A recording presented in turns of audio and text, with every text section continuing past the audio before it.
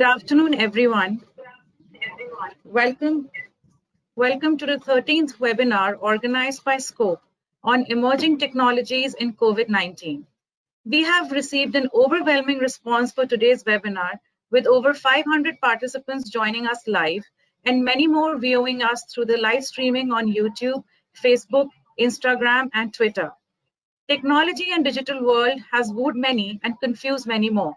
However, COVID has created a necessity for adoption and use of emerging technologies in order to survive and thrive in the present environment. To throw light on the emerging technologies and how the same can be optimally utilized by PSCs, Scope brings to you an esteemed panel of experts from the government, industry, and consultancy so as to guide and sail us through the complex matrix of technology. We are privileged and honored to have with us Professor Ashutosh Sharma ji, Secretary, Department of Science and Technology. Welcome, sir, and thank you very much for sparing time for this webinar today to enlighten and guide us. We are also privileged to have with us Mr. S.M. Vaidya, Chairman IOCL. Thank you so much, sir, for sparing time with us and for us and being with us today. To guide us on the technical part of technology, we have with us Mr. Manas Majumdar, Partner KPMG India, and Mr. Sushant Rabra, Partner KPMG India. We also have with us Shri Atul Sopti ji, Director General Scope, and the mentor behind the series of webinars that Scope has been conducting. Before we move further, may I request DG Scope for his welcome address. Sir is a visionary leader having a versatile professional experience of nearly 4 decades. Before leading Scope as Director General, Sir was CMD BHEL, a Maharatna public sector enterprise. Sir, over to you now, please. Thank you, Samriddhi. Good afternoon, everyone. Respected Professor Ashutosh Sharma, Secretary, Department of Science and Technology, Mr. Vaidya, Chairman, Indian Oil Corporation, Mr. Manas and Mr. Sushant from KPMG, Directors and Chief Executives of various PSCs, Scope board members, and participants. It's my pleasure to welcome all of you for 13th webinar in the series of Scope, Virtual Conference and Symposium. Scope has come a long way since we conceptualized this webinar series in April, just after the lockdown. And with the enthusiasm and the zeal which has been exhibited by all the participants, that we have successfully organized 12 webinars so far on various fields, on various subjects. I'm pleased to share that we got overwhelming response for all the webinars, and today also the response is overwhelming. Like Samriddhi mentioned, more than 500 participants have registered, and many are viewing it through various social platforms of Scope, Department of Science and Technology, and Indian Oil Corporation. In addition to webinars, recently at Scope we have taken a series of studies. We have launched these studies on various subjects, which will be followed with the capacity building exercise also.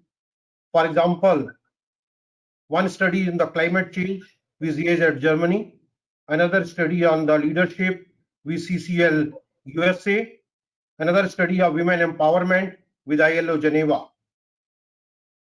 We are also coming out with a compendium on PSC's contribution amongst COVID-19, a tribute to the kind of efforts, the tireless efforts which have been done in the public sector enterprises during this difficult period.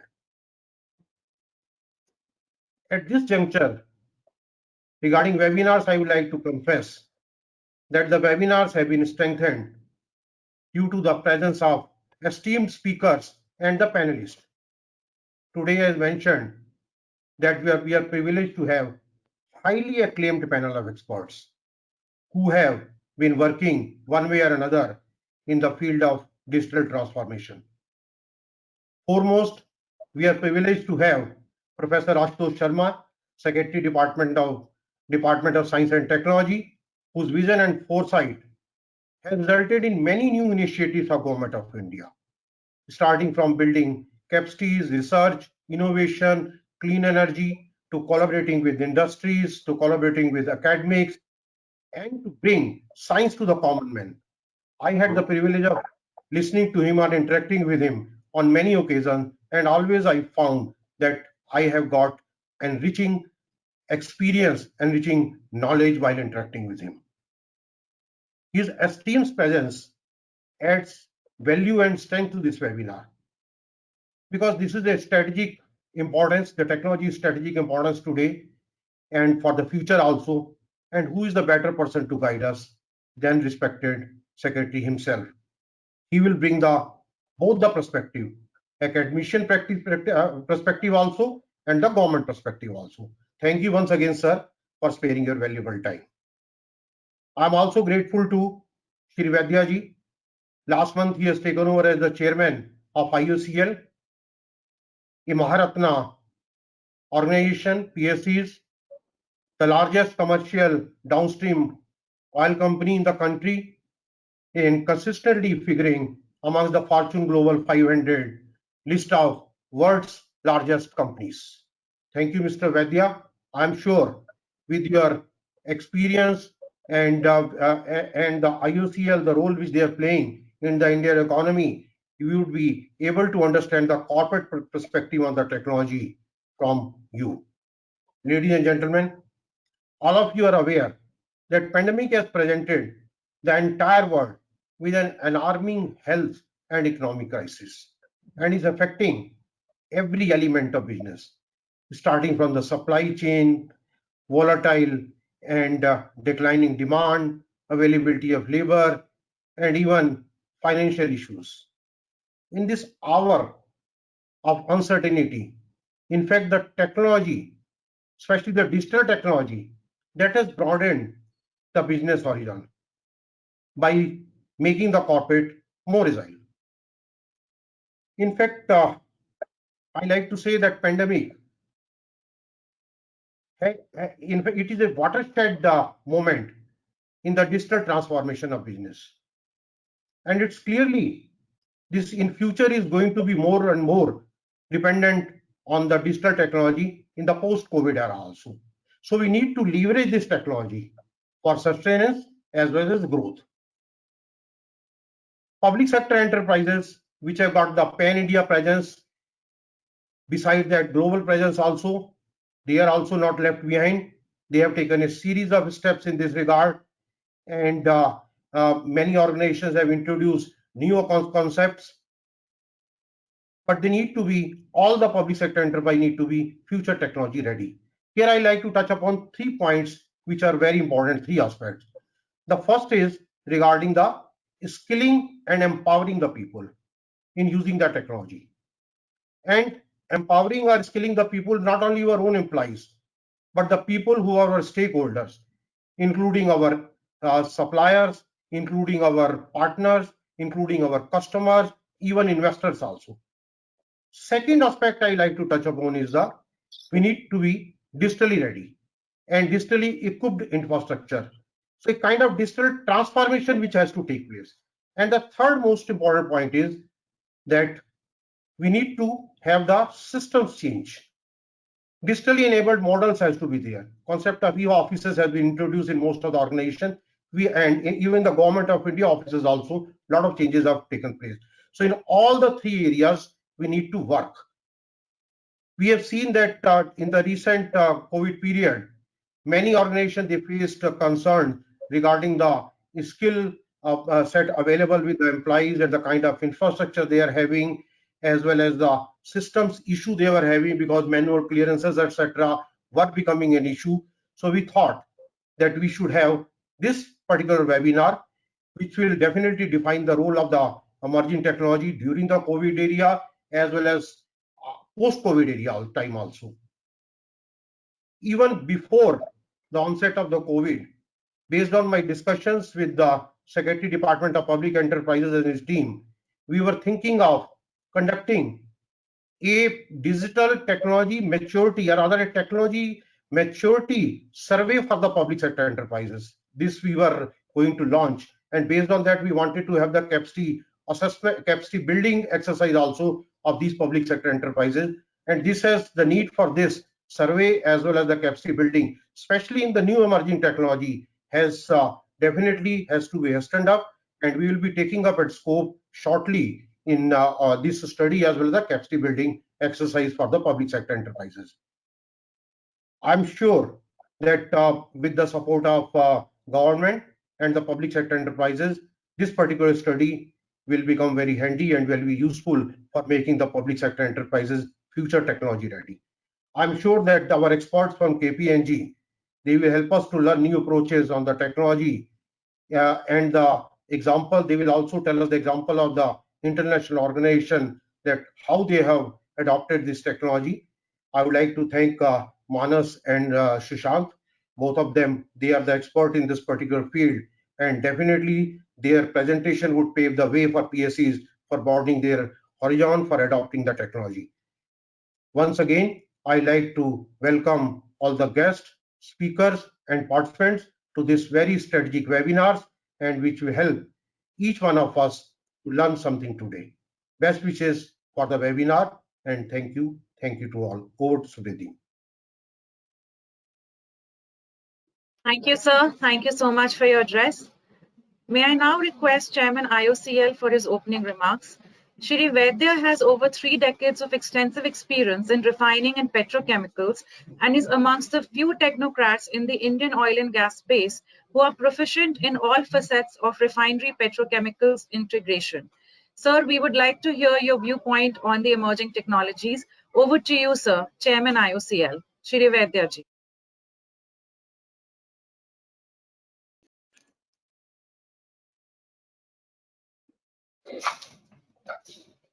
Mr. Professor Ashutosh Sharma, Secretary Department of Science and Technology, Mr. Atul Sopti, Director General Scope, Mr. Manas Majumdar, and Mr. Sushant Raba from KPMG, other distinguished guests and invitees, ladies and gentlemen, a very good afternoon to you all.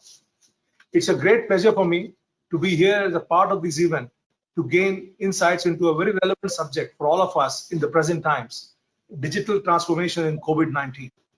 As the COVID-19 pandemic continues to impact lives and livelihoods in a span of only a few months, the only positive trend that has been the speedy adaptation and use of technology by both individuals and corporates. Technology is omnipresent in today's life, right from our personal chores of office shopping to online medical consultations, virtual offices for conduct of business to virtual schools for children. Simply put, the pandemic has been a catalyst in speeding up digital transformation in the way we lead our lives and do our business. This dynamism has influenced public sector enterprises also. Earlier, the key concern for adoption of technology across functions was cross-skilling of employees.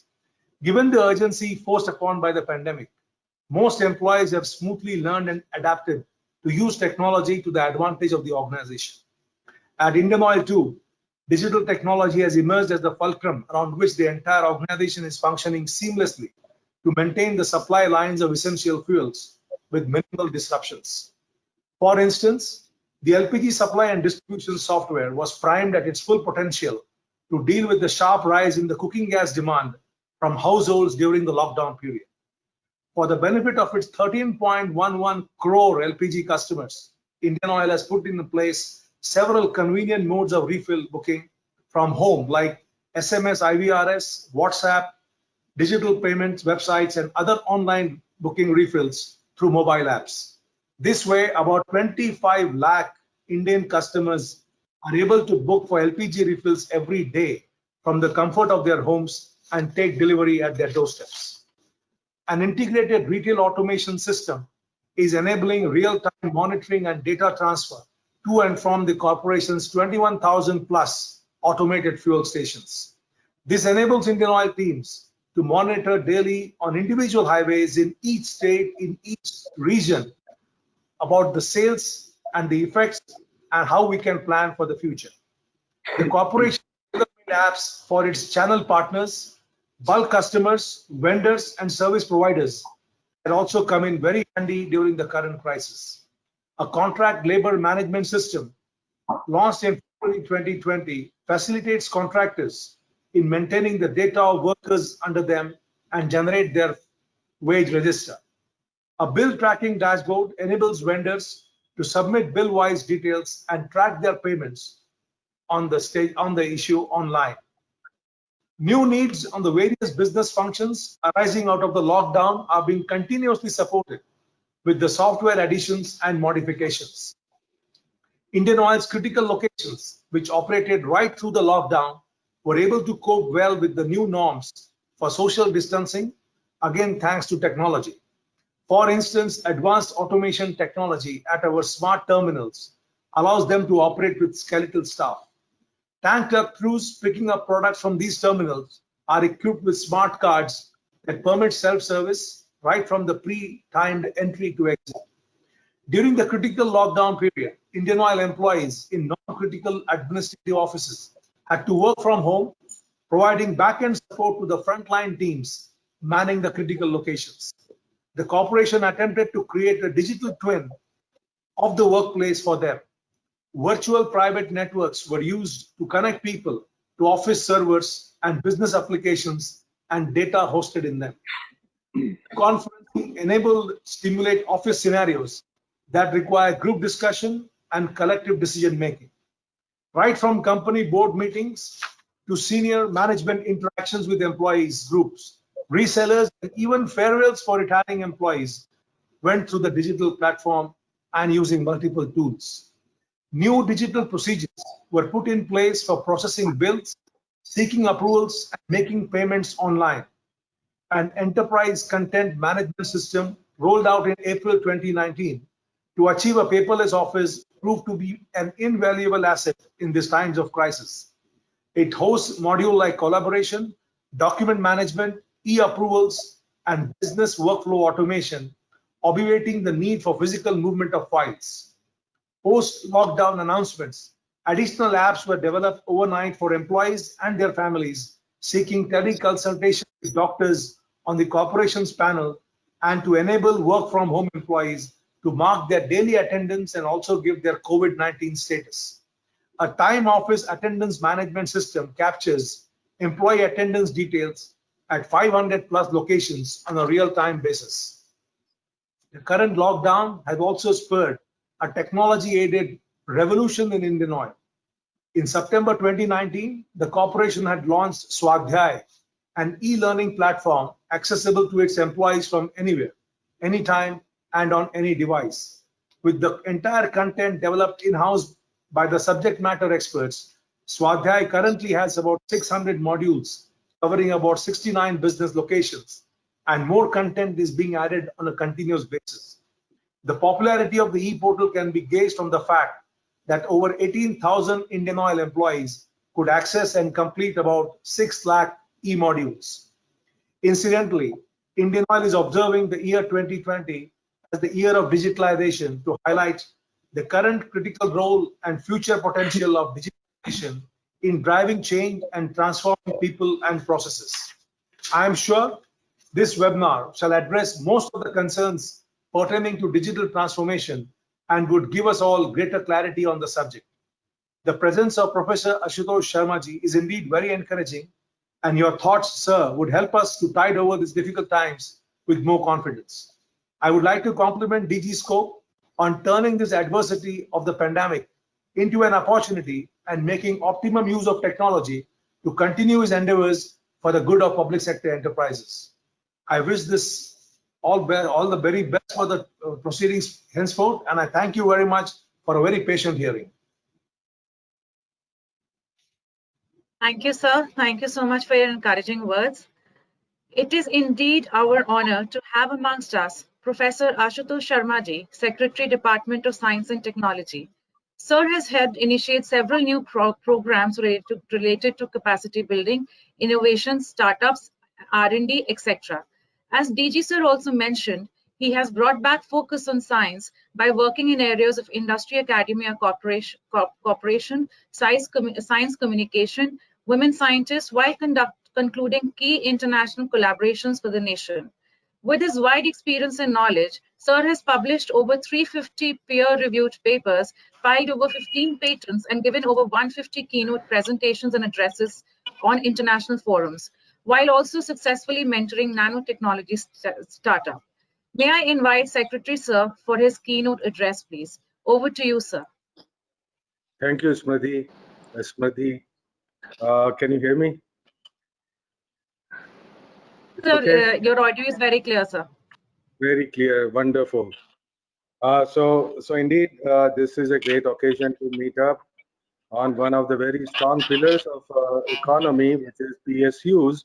It's always a great pleasure for me to interact with different stakeholders in of PSU ecosystem. It's always been great coming to Scope Complex, and of course, Mr. Atul Sobati for organizing this webinar, and for very clear address by Mr. Vaidya about how digital technologies are going to be helping us in so many different ways. So it's clear we hear everything about digital technologies and going through the period of virus and beyond it. Look, I'm also very happy to see our KPMG partners, Sushant Rabra and Manas Majumdar. These are the guys who actually, tell us about everything about, what's going on and what needs to be done and so on. Indeed, always very grateful for their advice. Um, so, of course, you see, the point is that the future has been coming at us at faster and faster speed, even before the times of COVID-19. But now it becomes clear and present. So our objectives become clearer, our methods that we need to adopt to go forward with the speed and scale becomes clearer. And in fact, there's a spontaneous coming together of large number of stakeholders of science, technology, and innovation. And PSU, like I pointed out, is a very, very strong pillar, both of that current economy and of the things to come. So I'm very glad that we are meeting here on this webinar, even though it was pointed out that this is 13th webinar of scope. 13th is not necessarily a great number by some reckoning. It's just like some of the hotels go 13th floor missing.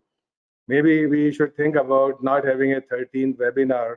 But anyhow, since we have had it, we are going to make not just the best of it, the best of it.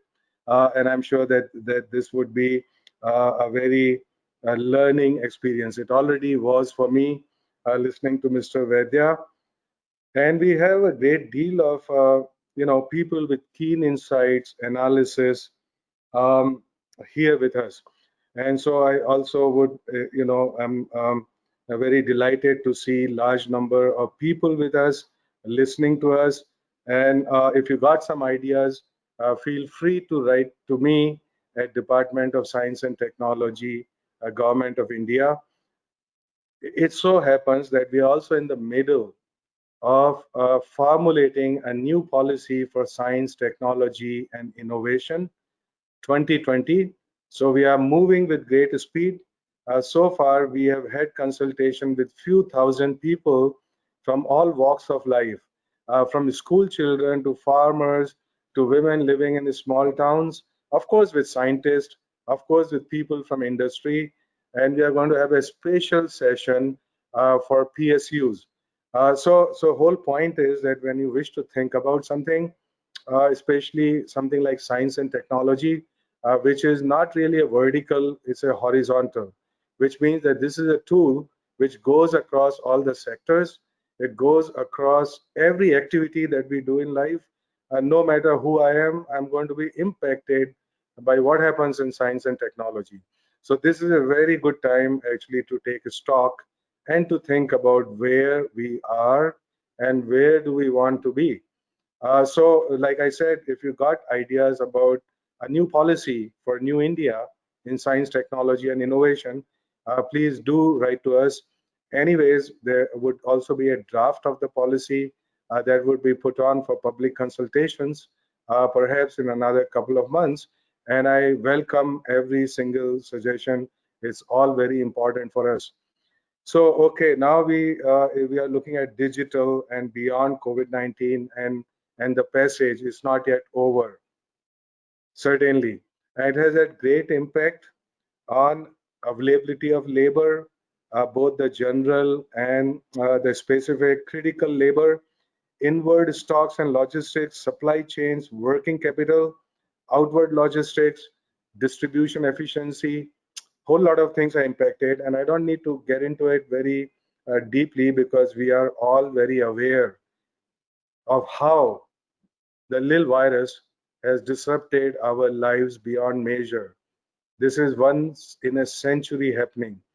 And the whole point is that if we don't come out of it 10x stronger than when we went in, then we have frittered away the opportunity that the little virus offered us.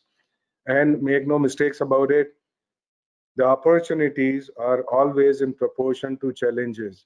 So the bigger the size of challenge, the more disruptive the challenge is, greater would be the opportunity for us to shed our weight. And this is a great opportunity. If we let go of this, I don't know, then we are certainly the losers. And I'm sure we would not be the losers. Now, if you look at the sectors in terms of percentage GDP contributions and employment, and whether the impact is high, medium, low, and stuff, we actually we did a little survey and also read up some stuff. So MSME, of course, with a 30% GDP share, employing 11.4 crore people, is certainly an high impact area because of so many different disruptions, inlet, outlet, and in the process. Food and agri, 15% GDP share, 43% population works on it, has a medium impact, and that's expected because, well, you can't live without food. So clearly, if you want to figure out what's going to have a bigger impact, smaller impact, medium impact, the thing to look at it, can you live without it for a few months, for a few years? If you can, then it's going to have bigger impact. And of course, it depends on what kind of critical inputs that sector depends on. Aviation and tourism, 11.5% GDP share, 4.3 crore people employed in it, certainly a high impact sector.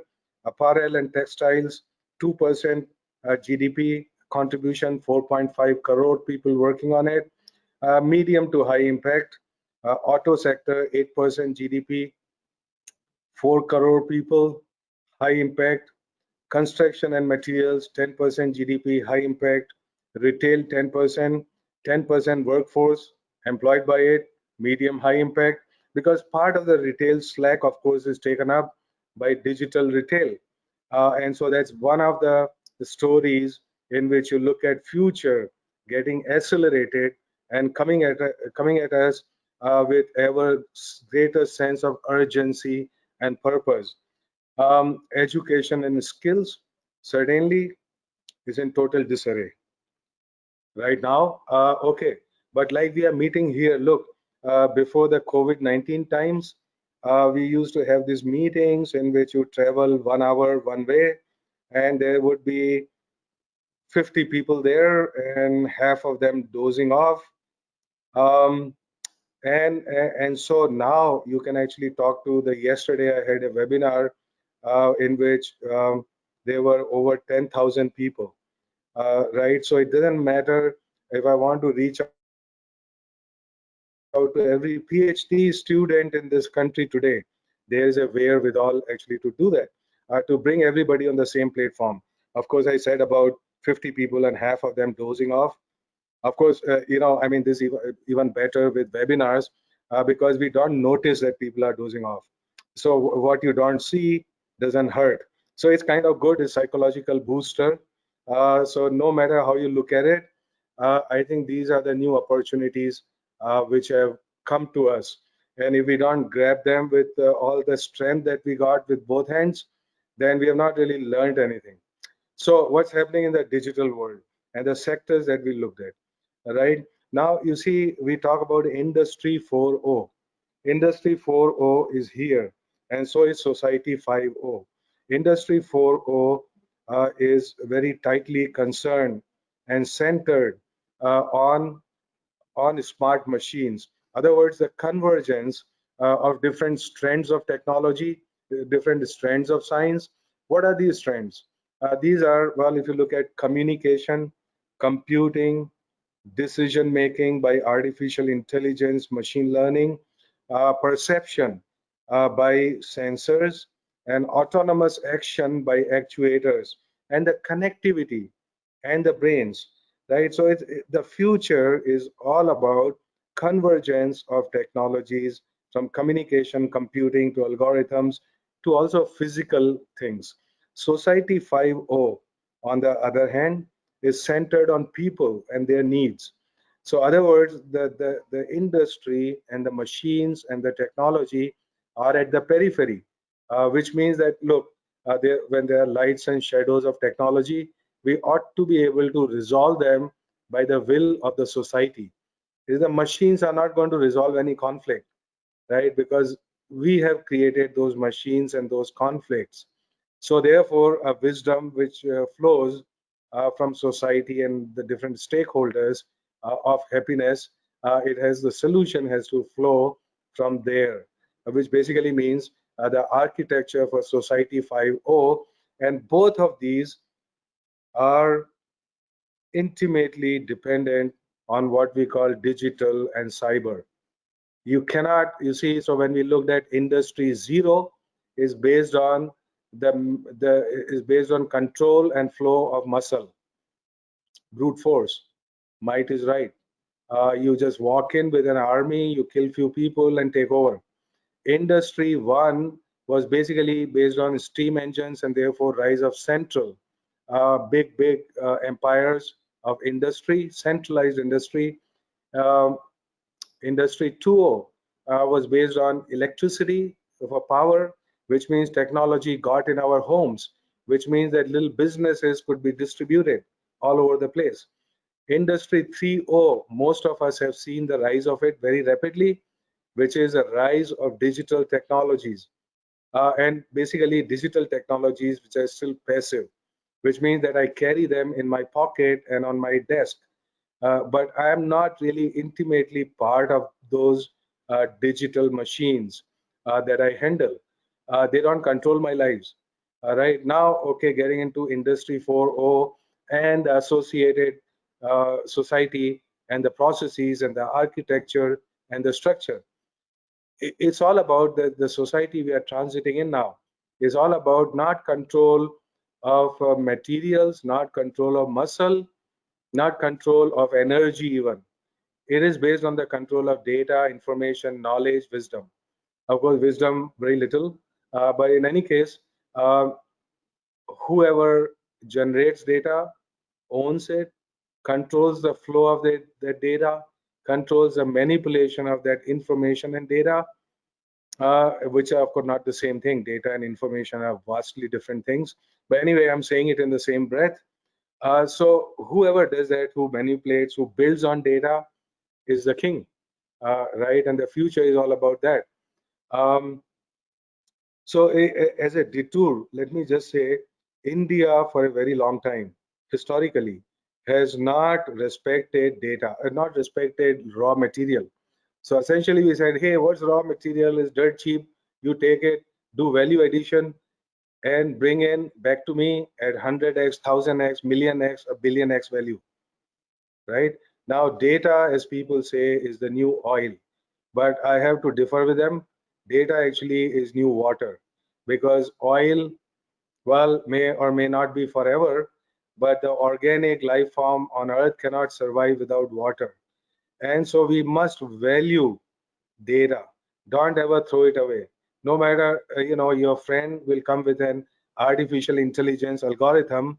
I say, hey, I got the algorithm, you got the data, give me your data, then I'll train my algorithm. And then, anyway, what's data? Dirt cheap, right? Don't ever fall for that, because to create data, it takes a lot more effort, lot more, in fact, investment than in any odd artificial intelligence algorithm. I know all of them. And so I also know how data is produced and consumed. So this is a very critical factor for India, because India has got strengths that we need to build on. And they are relevant in the sense of living in the world of data. What are these strengths? Well, of course, demographic dividend. the average age of country being 27 years nearly. Okay, uh, and so this is a window of opportunity. Young people with a lot of energy, with a lot of ideas, with risk-taking ability, and so on. But this window of opportunity would not be open forever.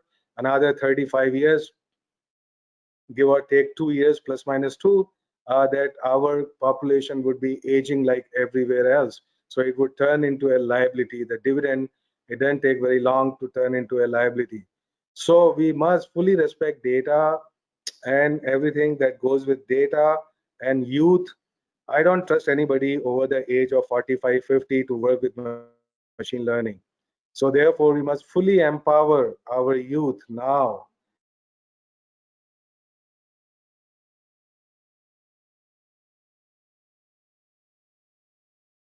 Ashutosh sir, your audio, sir.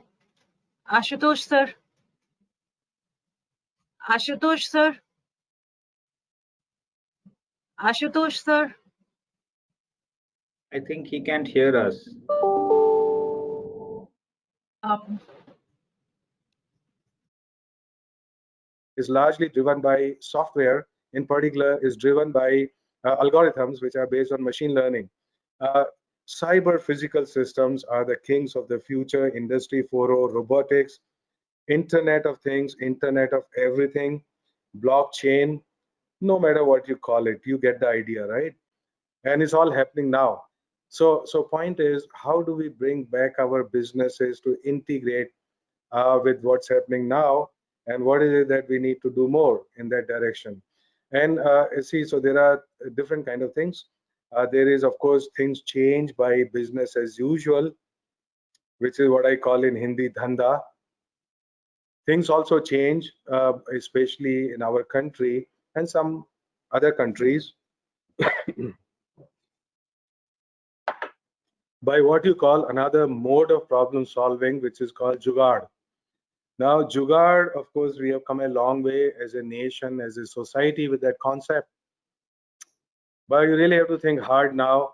Now is the time to think hard about it and realize that jugaad is not an optimal solution, that this is not a solution which is scalable. This is not a solution which is a globally acceptable solution. Jugaad is something we live with in order to die another day, which means, okay, let me solve my problem by hook or by crook today. It's very critical that I do it today. Fine, there is no problem with that. And we can certainly rely on Jugaad to do that, but not as a culture, not as a very deep foundation on which we build everything. चलता है, quality है, कुछ होगा, देख लेंगे कल, right? Maybe I'll be transferred, maybe the world will not be here, I will certainly not be here, and so on. So that the days of jugaad are long past us. No patchwork solutions anymore.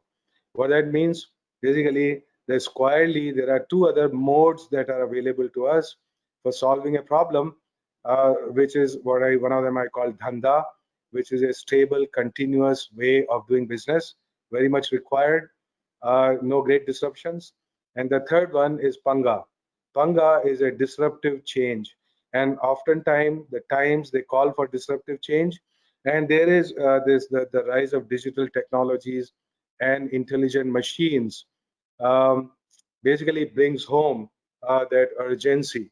Uh, and of course, we ought not to forget in all of this, when we talk about digital things, when I talk about Industry 4.0, artificial intelligence, what have you, one very critical thing that we ought to remember, a question that I ask in every technology that we want to support, that we want to bring into policy and so on. What is unique about this technology for India? What is the India-centric view of this technology? If you were to just take this, okay, the rise of artificial intelligence and so on, clearly is going to destroy some jobs of a certain nature, which means that I need to generate new set of skills. But even more importantly, I need to be able to do things I was not able to do before. Other words, I enlarge the scope of the business. I'm able to reach larger number of people. I'm able to have more number of products and services and technologies pressed into service. So if all of that is made possible by any of these technologies, then we are a net gainer, right? So this is something which is very nation centric. Okay, it's not somebody country XYZ which does not have young people, and therefore they don't have the same problem. In other words, for many of these societies to grow further economically, it would be necessary to have machines that replace people, right? So now this requires clearly a little bit of deep thinking about what our needs and our opportunities and our challenges and threats are. Uh, and that ought to be a part of every mission. So by the way, we started this mission called Cyber Physical Systems at a cost of 4,000 crores last year, which is going to set up a huge ecosystem for everything from IoT to robotics, blockchain, even ethics, a whole lot of things, everything you can think of in terms of cyber digital on one hand, fusing the physical on the other hand, right, which is the whole world actually. So the reason I'm saying this is because this is a great opportunity for industry, academia, and the government to work together. The architecture and structure of this mission is such that there is a one-third stakeholding by each of these three triple helix strands. Uh, right? So industry and of course PSU is a part of that industry, and I want that they should take advantage of all the human resources and all the infrastructure that's going to be created at a cost of 4,000 crores in the next 4 years. And then of course this is only the beginning. This is not the end. This is the foundational layer. It has a beginning, but it has no end. Okay, so the only other thing that's going to happen in the future, together with the convergence of cyber, digital, and physical, on one side and the other side, the only new element going in the future would be convergence of biological and and life with digital, cyber, and physical, right? So we make very exciting times, very exciting times, no matter how you look at it. So whoever actually runs this race a little bit faster is going to take the leadership. It's no longer about leapfrogging. I don't that much particularly fond of frogs, but it's about pole vaulting, if you would, right? Many of those things have happened. So if we can be part of that change rather than resist that change. Look, even in my ministry, going into the time of virus, we were doing about 65% business by electronic means. But as soon as we entered the time of virus, within 2 weeks, we have 100% electronic business. There is no paper that comes into my office. There is no paper that leaves my office. There are no files. There is nothing. Every single thing is actually done digitally, right? From all the way from the section head to the minister, right? And how did that become possible? You see, look, COVID-19 has taught us many things, and I'm sure that many of them will get translated into the policy that we are putting up together, and many of them will become part of our life and thinking. And many of those things are, just to give you an example, look, just 3 months ago, we were importing ventilators. Right now, this is not such a big deal. I'm sure that any PSU, any industry, anybody can do it. But it's just that we did not have the convergence of interest and a very clear thinking about the objectives and where we need to be in how much time, right? Our objectives were not clear and present, and it was not a shared goal.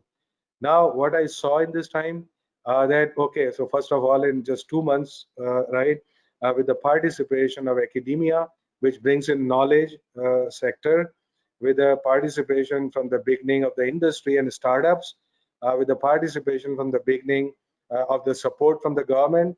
If a director IIT called me late one night and said, I have cash flow problems. We are putting together this ventilator. I need 50 lakhs by tomorrow morning. We got it over to them. Now, you've never seen government work like this before, have you? right? Or even PSU work like that for that matter, right? So you see, we were committed. Everybody was committed to that certain cause of doing it because nobody else was going to help us in this. And see, a ventilator has 150 different parts. It required experts from 8 different areas of science and engineering to come together, right? Work not in competition mode, but in the mode of cooperation, right? And industry was there, so it's not simply about, hey, I can design it, but who's going to make the plastic part? Who's going to make the electronics? Who's going to do this? Design, prototyping, right? All of that was happening in parallel. And so today we have capacity of making 3 lakh top of the line ventilators per year. You can export, right? How did that happen? It never happened in 10 years. It's just one example. There are so many different examples, right? And so we can learn from there. I think that PSU had done a great job during this time. So many success stories that I know of. Even old mentors working together for no money, nothing in it for them, right? How did that happen? So I think all of this, of course, happened because of these reasons that I pointed out, and then a lot of it happened through convergence, make use of digital technologies. Look at some of the designs of these ventilators. This is half the cost and twice as good as the ones that we were importing forever. Why? Because when you design something new, you have the best of technology in there, which means you can bring in IoT, you can bring in artificial intelligence, you can have one doctor monitoring remotely operation of 10 different ventilators and patients. So you see this innovation, we have no lack of innovation. Oftentimes people are saying, look, we are too academic, our science, our IITs, our R&D labs, they are not producing anything. That's not true. So I'll come to the point right away. And this will become very clear in the policy, right? You see, India today, with all its constraints, is number 3 in the world in terms of number of scientific publications, science and engineering publications, right? This is not a small thing. Okay. So, often we are, of course, we ought to be very critical of ourselves all the time, but we cannot be super critical in those areas which are not based on evidence. So what is our weakness? So our weakness is not the deep strength in R&D. Our weakness is that R&D not getting to industry and market. So which brings us to the point that the connect between these systems that produce knowledge and the systems that consume knowledge is either very weak or non-existent, or that there is no understanding between these two sectors about the role of knowledge in the future. Look, it doesn't matter how we were in a different way. We were not worried about technology. We were not worried about global competitiveness and all of that. And so therefore we assume that really I'm not the one to worry about technology innovation to be at the cutting edge. It's somebody else's business. When I need something, I will have a global tender, and I will just get from wherever it's available, right? That doesn't always work, and that's one of the things that COVID-19 has shown us as well, right? There are critical things that nobody will give you in the times of need. And even beyond that, you see, so this thing about Atmanirbhar Bharat, the very clear call by Honorable Prime Minister. What did it take? So Atmanirbhar Bharat often is mistaken or equated only with manufacturing, but manufacturing comes later. You see, so what it means is Atmanirbhar Bharat requires a knowledge chain from knowledge generation to knowledge consumption, and both of them working together. A very simple way to put it is for Lakshmi and Saraswati to respect each other, to see each other's value, right? Value for oneself. So if the Lakshmi says, look, what Saraswati brings to me, I would only want to increase my size, right? That appreciation and how to actually use that, right? How do we empower that, right? So that is the critical factor. Other way you can put it, look, there is a push of knowledge and there is a pull of knowledge. The pull of knowledge has to come from industry, it has to come from PSUs, it has to come with all of that, right? And in fact, even a clear direction about what is needed in terms of generation of knowledge. That is very vital. So very simply put, I'm saying, let's make use of, let's move unhindered in all the new technologies which are coming up at us at the speed, and do the and work at the connectivity, understanding what our long-term interests are. And so anyway, all of our missions of the future, the missions which are related to cyber physical systems, there is one coming up at a cost of 8,000 crores, which is on quantum technologies, quantum communication, quantum computing, quantum materials, quantum devices, quantum cryptography, whole lot of things. Look, all of that is the future. So why not get into it a little bit early? Another mission which is going on is supercomputing mission at a cost of 4,500 crores, which is setting up 50 supercomputers across the country. And I want industry, I want PSUs to take full advantage of that. Somehow these systems for connecting have been weak. So let me, I don't know how much time. Um, are you, Mr. Sobati, are you there? Yes, sir, you can. Mr. So this is Yeah, Samriddhi, sir. Yes, how sir. much time do we got? Uh, We are past our time, is that correct? yeah. But you can take some time, sir. Very interesting, No. sir. See, it's very dangerous. If you tell me take some time, it's terribly dangerous. Let me tell you that. Okay, because I'm a professor, right? There are two kind of people you cannot get away from mic. One is a professor, other is a poet. Right? So you don't need to suffer me. I would conclude very quickly. And so what I wanted to say, look, there are many opportunities being created in digital area, in cyber area, in fusion of digital cyber with physical, and is coming up from the government side. We are setting up centers called Sathi, which are for MSMEs, which are for PSUs, any kind of industry, which are has all the high tech equipment in it. Not everybody can set up their own R&D. So each of these centers are at an investment of 150 crores. Whole lot of things professionally managed under one roof, and so all of that, right? There are, we talked about tourism sector. There is a rise of compelling technologies in AR, VR, mixed reality, augmented reality, and so on. In fact, we have supported several startups in that area, which have such interesting products, right? So here, you create by 3D printing a replica of Humpy or anything, right? And then you take a virtual walk in it with a pen light. You can define the path on which you want to walk, and then you would see what you would have seen if you were walking on that path in that monument. So there are hundreds of examples like that. The whole point that I want to, submit to, all our people listening from PSU sector, that look, we need structures for that connect. We need a culture. It's not going to happen spontaneously. It's like things lost in translation, right? So unless we have a Panga wing, which is looking at the disruptive things on the horizon and the future of each of our enterprises, and unless we have an interface, which is an interface between this and this, between two knowledge sectors, the knowledge generators and knowledge consumers, and that somehow homogenize this interface, right? So unless we create a structure like that in each of the enterprises as a culture, right, watching out for the rise of technologies that are going to impact us, and where to actually be start working on them now and start developing and getting them now. You see, we cannot just do everything at the last moment.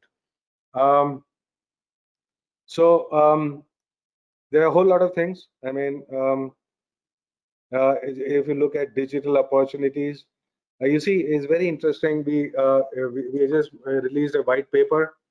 This is called, as you can see, Make in India Post COVID-19 white paper. And then there's stuff, if you look at pharmaceuticals business, what are the bottlenecks? There are a whole lot of things, right? But we need actually a little cell, a little think tank in every large size enterprise, because at the end of it, these are all lost, right? These are like lost. You take a bucket full of water and throw it in desert, it disappears faster than I don't know what, right? So now we are looking at, actually we are mapping, for example, the skills of migrant labor, and also what opportunities are available for them, right? So digitally, we put it in a map and everything, and so people are looking for, look, I want somebody with this skill set. Where is such a person available? And this person, without randomly going about in a metropolis looking for a job, right? It's about matchmaking, it's about connecting. Another very good example, and I'll certainly close after that, is the digital mapping of the country at 10-centimeter level. It has never happened before. You can imagine that if you don't have a map, then you have nothing. And so Survey of India, which works with us, right, we have now fully empowered it with new technologies of mapping, with drones, with LiDAR, with everything, right? So now the race is on. As you would, maybe some of you would recall that Honorable PM had announced this scheme called Samitwa scheme. Basically, revolutionary. It will go so far, because you see, people today in rural areas, even other areas, they don't even know what they own. There are litigations going on forever, right? So every little parcel of land is going to be mapped, right? Once and for all, forever pegged, right? Every property geotagged. And this is a hugely ambitious task. And this is not going to happen with our 250-year-old technologies. I'm saying 250 years old because Survey of India is actually that old, right? It's only in the last 3 years that I have been able to convince them to abandon their chains and theodolites and start working with the rest of the world, right? And so I have indeed concluded now. I'm so sorry I took a little bit longer than I should have. And I'm saying, look, digital, cyber, but the fusion of that with a whole lot of materials, with mechanics, with machines is the future. And we already ought to be thinking about integrating the biology in there, which is the final frontier to boldly go where no person has gone before. Right. Thank you so much, so very much. If there are any later on, if there are questions or anything, I would again repeat my appeal that please help us with making an effective science, technology, innovation policy. 2020 is for all of us. Thank you. Thank you, sir. Thank you so much, sir. It's indeed mesmerizing listening to you, sir. Even we lost track of time. Well, sir, 13th is definitely not unlucky for us. It's lucky for Scope, as we could have you on the platform with us. And certainly, sir, with your encouragement and the innovative work that Department of Science and Technology and Government of India has been doing, I am absolutely certain that PSCs will lead the way in making most of the opportunity that this little virus had put out for us. Now, before we move forward with the technical sessions, I would like to brief everyone about the Q&A modalities that we would be following in the webinar.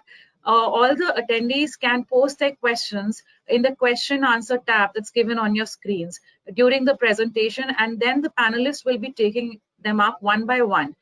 So now we are we would have the presentation from KPMG. So with this, I introduce KPMG team.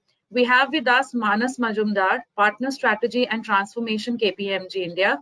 His experience spans over 2 decades in strategic management roles in power and utilities, oil and gas and chemicals and processes industry. His recent focus has been digital transformation and leveraging digital technology for growing across markets.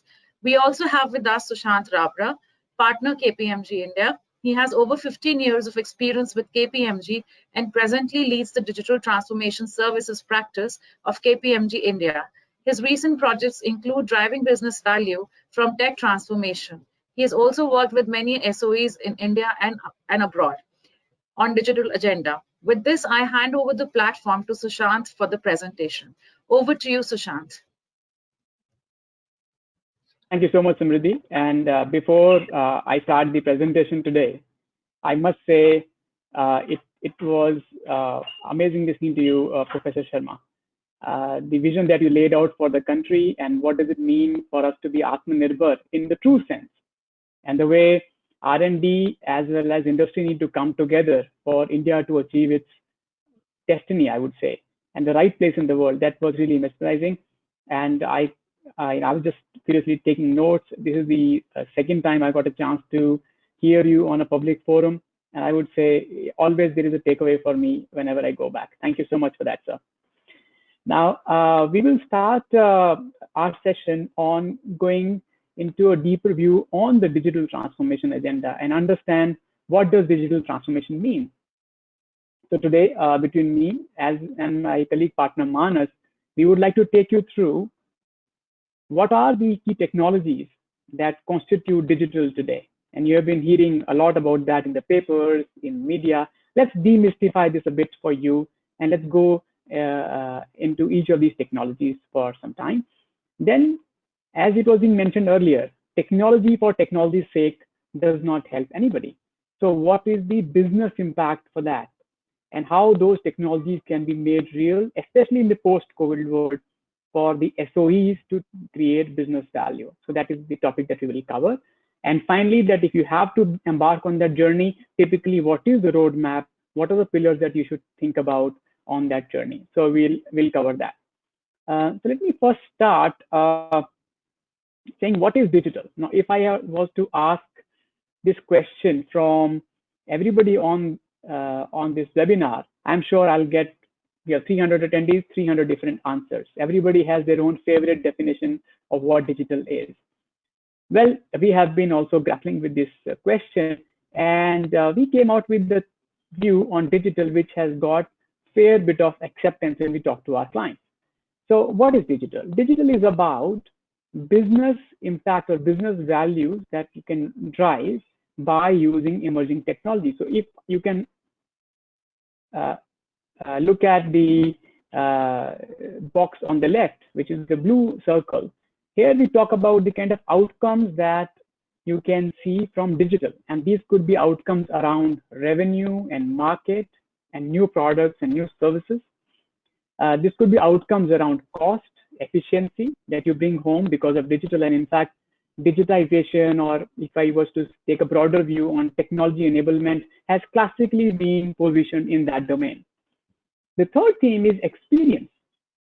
And that has also become a very important theme these days, because it is about the experience that your customers have with you, or your employees have with you, or your business partners have with you. Those experiences define stickiness, loyalty, and eventually business success in today's world. Now, all of you shop online, I'm sure. You all have a favorite e-commerce player that you go to. Hello? Yeah. Sushant, yeah, I'm sorry, but your video has frozen. All right, just give me a second. Let me see if I can turn it back up again. Please. Meanwhile, I'll just switch this off and continue. Maybe there is a network impact. So, Sushant, we have lost your audio as well. Hello? Manas, would you like to take up? Hello? Yeah, let's see if Sushant is back. Otherwise, Sushant, can you go ahead?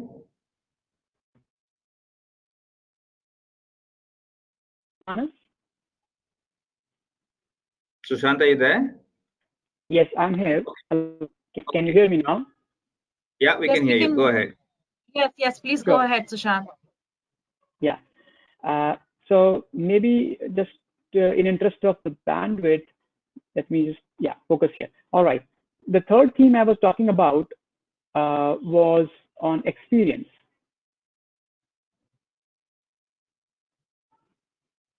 Hello? Yeah, Sushant, please go ahead. Okay. So experience, I was saying you all have a favorite e-commerce player that you work with, right? The reason that you go with one e-commerce platform versus other is often the experience that you get there. Right? Similarly, for example, if I was to say in terms of public sector organizations, then the core product is undifferentiated or relatively less differentiated. For example, if it's oil retailing, right? Then people go to that provider, which can give them a differentiation in terms of brand positioning or differentiation in terms of experience. And in today's world, digital has a large role to play in providing that superlative experience for your customers.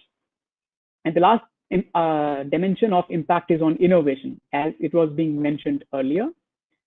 Digital brings more opportunities on your table, be it new products, new services, new ways to reach out to your customers, or to innovate with your ecosystem partners. And these all four are the four axes of impact that you should consider when you're talking about digital in your organization. These axes of impact become possible because of the technologies that you see on the right-hand side, right? There are maybe 10, 12 technologies listed here, but there are multiple technologies which are considered digital in today's age. If I start counting, there'll be more than 50 or 60 such technologies as we speak. Now, for you to drive value out of that would depend on the enablers that you see at the bottom. And this is to have a cohesive digital strategy, one. Second, to have a digital organization which can drive this change within your company. Now, this has to be a multidisciplinary and not only technology team which drives this change. The third one is on value realization. Digital in many cases is seen as something which is oversold and underdelivered. So how do you track and manage the value of digital in your organization is also very important. The fourth theme is around risk management, right?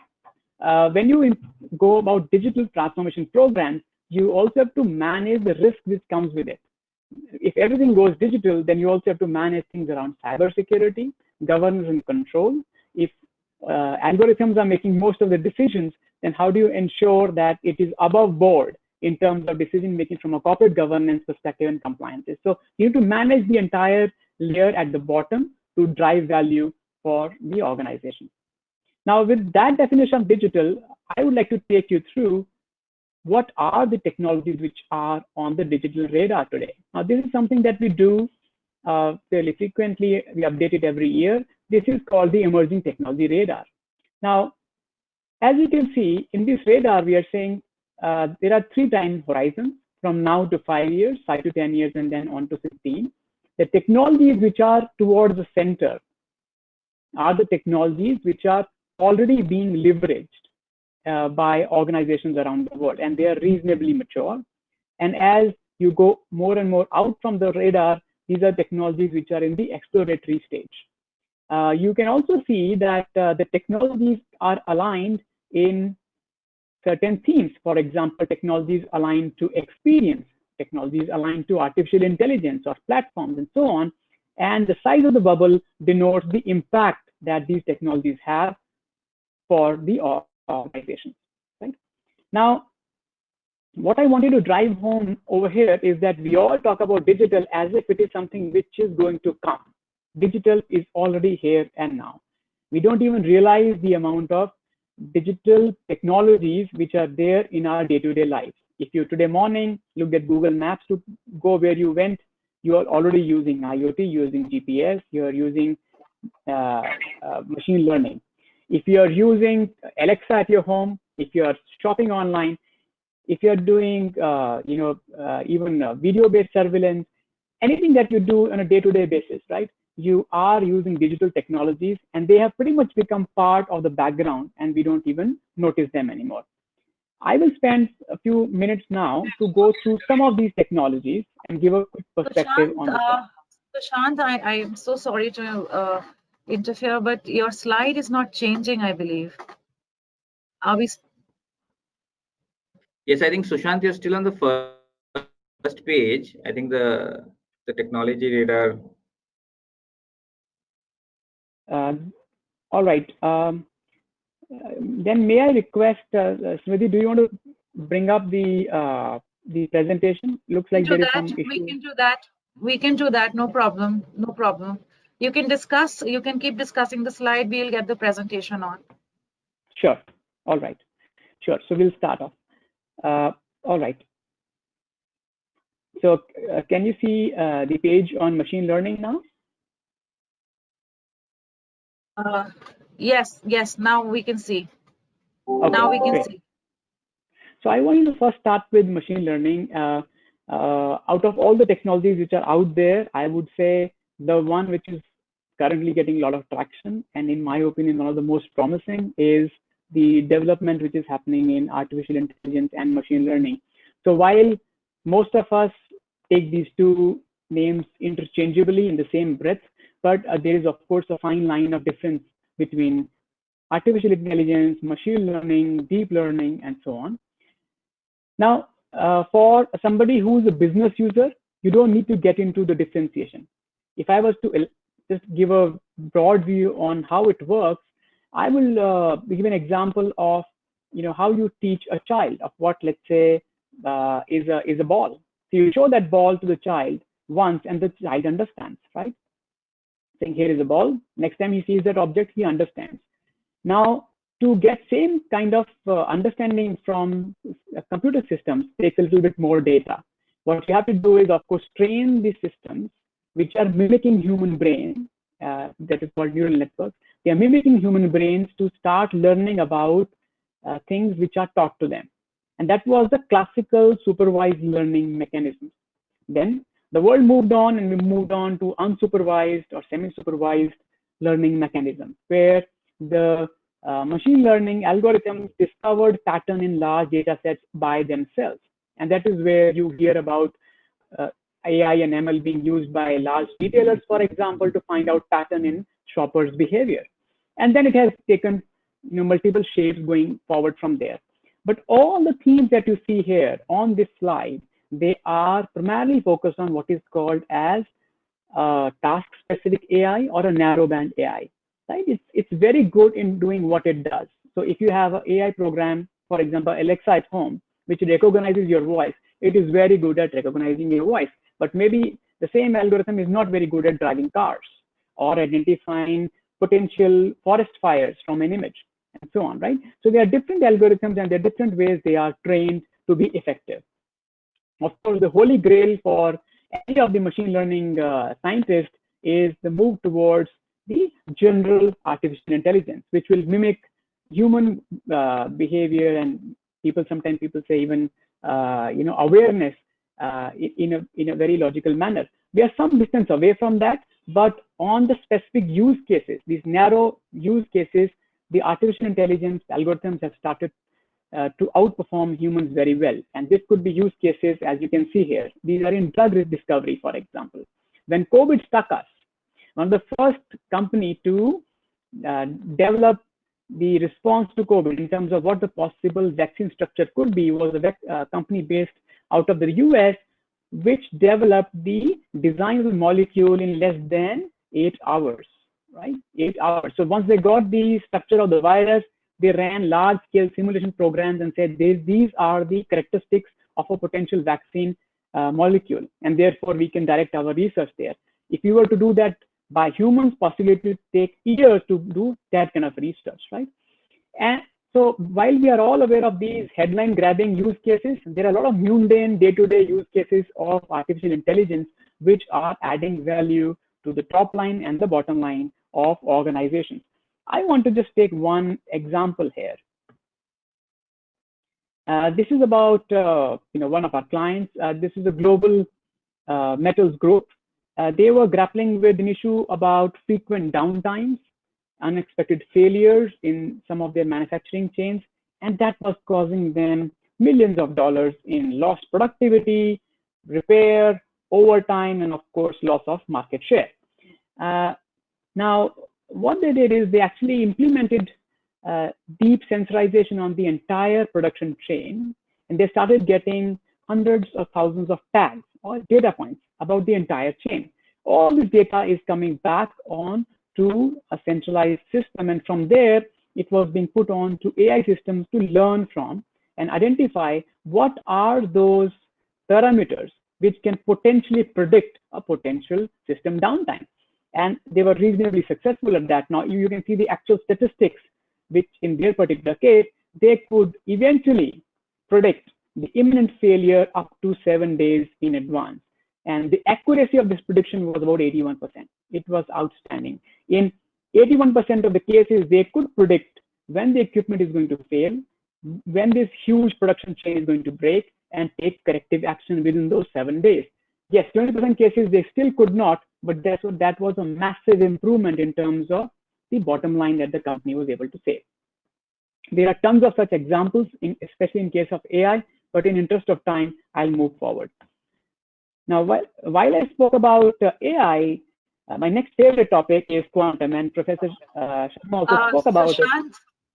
Yes. Shant, I'm so sorry, but your slides are not moving. So I would be displaying the slides from my end. You can just let us know when to change the slide, okay? Sure, absolutely. Thank you. Let me disconnect from my side then.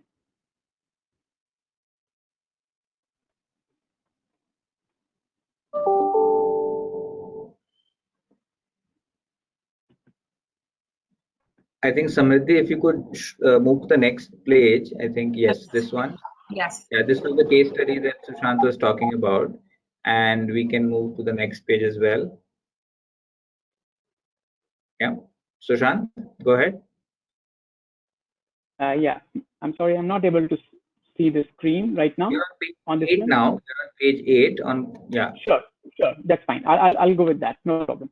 All right, so here I'll talk about quantum computing. Now, the reason why quantum computing is so exciting is it can just scale up whatever we discussed by a factor of, I would say, thousands or 100,000s. Now, if you were following the papers last October, Google announced quantum supremacy. Now, what does that mean in simple terms? What it means is that they have created quantum computers which could solve a particular problem in about 200 seconds, which a normal computer will take 10,000 years to solve. And just look at the scale of difference between the two. So what is so special about quantum computing? See, so far, all our computing has been based on the standard bits, ones and zeros. Everybody knows that. Now, in the quantum computing space, what you're doing is you're taking advantage of quantum states. Now, quantum states could be between 1 and 0. And therefore, when you manipulate qubits, which can take multiple states between two defined states, you can carry out tasks much more faster as compared to a standard computer. And that's why you see that difference in the scale, as I shared in the case study with you. In fact, quantum computing is expected to completely revolutionize machine learning, cryptography, molecular genomics, and so on. And it is possibly seen as the future of computing in the world. And that is one of the reasons why nations worldwide are investing on quantum computing. And we heard Mr. Sharma also talk about how India is also focusing on quantum computing, and we are creating special centers of excellence around that. If you can move to the next slide, please. I would like to then talk about augmented reality. Now, it's been around for a while, and initially we thought this is more suited for gaming, and that's where it has been used. However, we have seen a lot of business uses of augmented reality now. We are looking at use cases in industrial design, remote monitoring, engineering, maintenance, mining, and construction.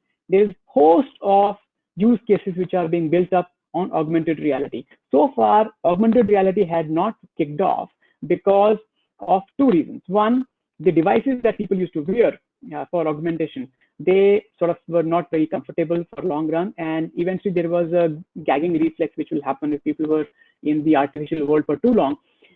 But how those problems are getting solved is that now people are looking at devices which are much more lighter. They can provide fairly realistic rendering of the artificial world right in front of you, as well as it is a mixed reality model which is being followed as compared to a classical fully immersive reality model. So there are a lot of solutions. For example, one of our clients is looking at remote maintenance. So for it, they have got specialists sitting in one center of excellence, which are these super maintenance engineers. And they have this army of maintenance engineers who are going out in the field. In a normal world, let's say you're going to a wind turbine and trying to find out and rectify what the problem is, you will need to bring in the experts and specialists. But now in the augmented reality space, that is all happening on an AR platform. So this super engineer or super specialist is able to guide the mid-skilled person on ground where exactly to look and what exactly to fix. and that is happening as we speak. I'll move to the next slide. This is a topic of everybody's interest, blockchain.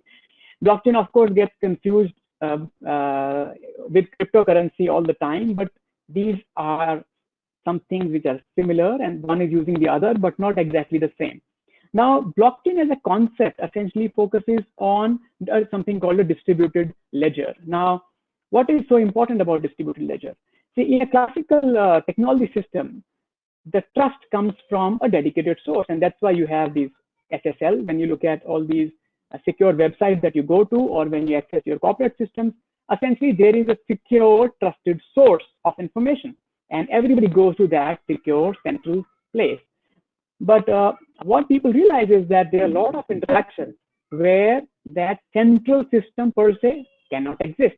So you have to have a distributed trust model. There has to be a mechanism in which people can trust that information which is being provided to them on a real-time basis without always referring to a central authority. And that's how blockchains came into way. Blockchain essentially is a blocks of information which are signed off or encoded by the security keys of people who have worked on that before, so that the person who gets that blockchain is very sure that this has never been tampered with and it's an authenticated copy of the information. Without going into technicalities, essentially what is the use case? Use case is wherever you need trust in a distributed environment and immediate validation, you can use blockchain. Examples of use cases, for example, insurance. Examples are, for example, you can look at the property deeds and property ownership, and so on. So wherever you need that document or that blockchain enabled contract to come to you and stay with you and people to validate that this is authenticated, you can use blockchain. There's a lot of effort going on, especially in the financial services, healthcare, and government space to leverage blockchain. UAE, for example, has already gone ahead on blockchain-based property registration system. So frankly, if you buy a house in UAE today, you will get a blockchain-based registration deed, and that you can keep with you. All right, and anybody can validate. I'll move to the next slide, please, which is on IoT. Now, IoT as a subject needs no introduction. Amongst various digital technologies, IoT has been around for a long time. Of course, it's been called by different names. For all our colleagues from SOEs who are out there, they will probably remember a term OT, operations technology. And IoT has sort of evolved forward from there as there was increased IT-OT integration and when you centralized everything in the chain. Now, by some accounts, IoT is going to be one of the biggest value adds from digital perspective into the world economy. Some people estimate as much as $500 billion worth of economic value to be added to the world because of IoT and IoT enabled products. Now you have IoT pretty much everywhere. You have IoT enabled home devices, you have IoT enabled cars, you have IoT enabled equipment, and so on and so forth, which make all of these devices much more smarter and allow them to be manipulated and tracked remotely. We had a case study here, which is from one of our clients, where they essentially digitized the entire shop floor and brought down the incident rate and identified the impact of incident in the organization and took actions to optimize that. IoT is also being used, for example, on logistics or traceability, as well as for provenance, when you need that particular product to be securely delivered from one part to another. Before we move to the next one, I just want to highlight one point around IoT, that from the smart cities mission that we have in India, IoT and digitalization at that layer is one of the strongest area which is being focused upon. And I must say I'm quite enthused by the innovation that we are seeing in that space from Indian startups. There are tons of Indian startups doing outstanding work in IoT. Let's move forward on to robotics.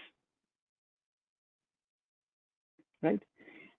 Now, from a robotics perspective, industrial robots in the developed countries have already displaced large part of humans from the production supply chain. So if you look at the penetration of robots per $1 million of capital investment, it's fairly high in countries like Korea, China, Japan, and so on. Now, initially, it used to be thought that's primarily because of the demographic those countries have and their focus on large-scale manufacturing. But over the last few years, robotics has become fairly commonplace and have come on to other organizations as well. So we were working with a large manufacturing company where they have completely digitized and robotized their warehouse, for example. So the picking, binning, tracking, everything is done by autonomous robots. And the warehouse, which used to run on more than 400 to 500 people, is able to run on less than 20% of the workforce, which was there earlier, with much higher success rates and fill rates, right? Now, while we all talk about robots, now these robots are also being used, for example, in things like patient care, right? When you have a long-term patient care, robotics are being used over there. Material handling, hazardous waste, order management, package delivery, and so on and so forth. What is being anticipated is that from large areas which are transactional, which are manual in nature, robots are going to replace humans from those domains in the next 5 to 7 years. I'll move forward on to drones. Yes, thanks. Now coming on to drones, of course, we are all seeing drones being used for entertainment purposes. But what we see in the future is drones to play a very important role in hyperlocal logistics space. So this could be in terms of emergency services, hyperlocal delivery, and so on. It also has a very strong applications from military perspective. Drones are already being used. For example, the Reaper drone from the US was heavily used in the Middle East during the conflict there, right? So drones are seen as force multipliers in the defense area, as well as they shoulder the responsibility in tough to operate terrain, where you need to have live visuals, you need to have real-time data collation, as well as transportation of essentials in hard to reach places. So for example, we have seen certain startups which are delivering vaccines to remote villages in India, in the hilly areas, using drones today. What we see is that these drones, both airborne as well as underwater drones, are going to increase in number. And what we see is that the regulatory regime around that is also coming forward as we speak. Let's move to the next one, autonomous vehicles. So what drones are to the air and water, autonomous vehicles are onto the ground. There is a fair degree of work happening in this space today. We all hear about the autonomous vehicles and what they're doing in the US as well as in China.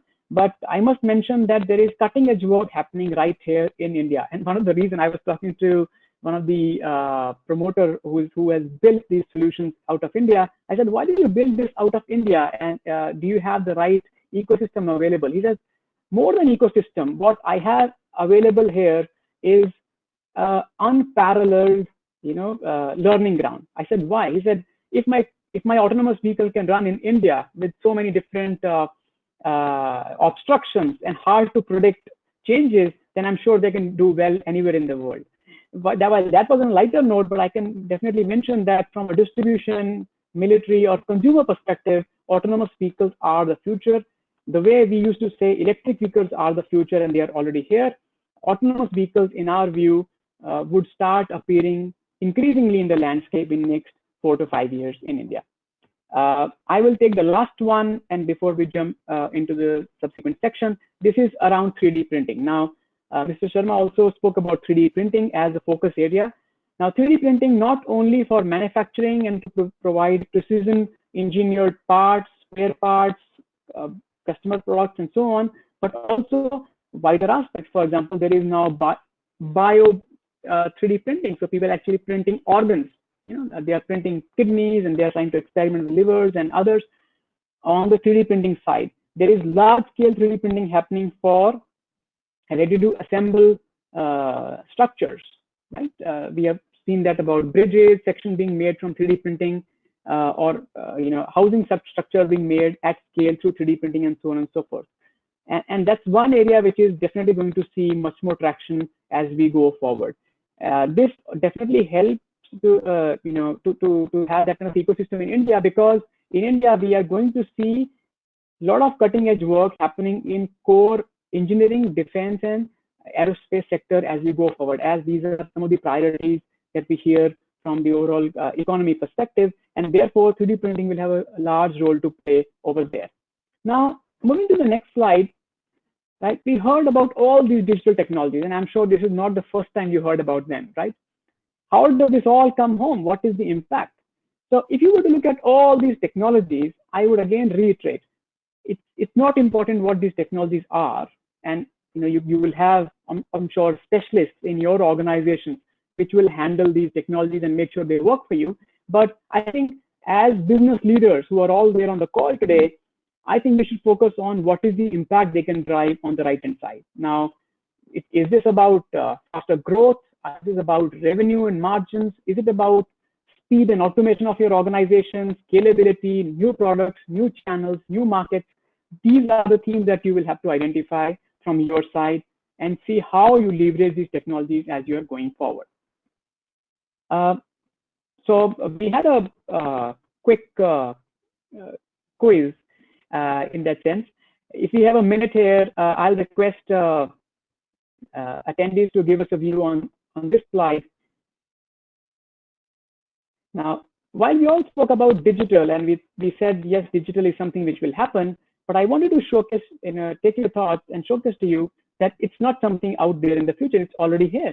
So for example, if I was to talk about the world's largest taxi company, which doesn't own any taxis, any assets so far, or the largest accommodation provider, which doesn't own any assets, the largest phone company, you'll be surprised, is none of the ones that we use today, or the most valuable retailers, or the popular firm that create no content, but they are the largest media companies in the world. They are all digital businesses, right? And we have seen probably these examples before. Oftentimes we get a question saying, yeah, that is all good for a Uber or a Airbnb or a Facebook, but what does it mean for me? Is it real? Is it something that is going to impact me? I am a state-owned enterprise. So what can I do on digital? So we thought that instead of talking about that, why don't we look at a video where a state-owned enterprise is giving you a sneak preview on their digital journey. Now, with that, can we start the video, please?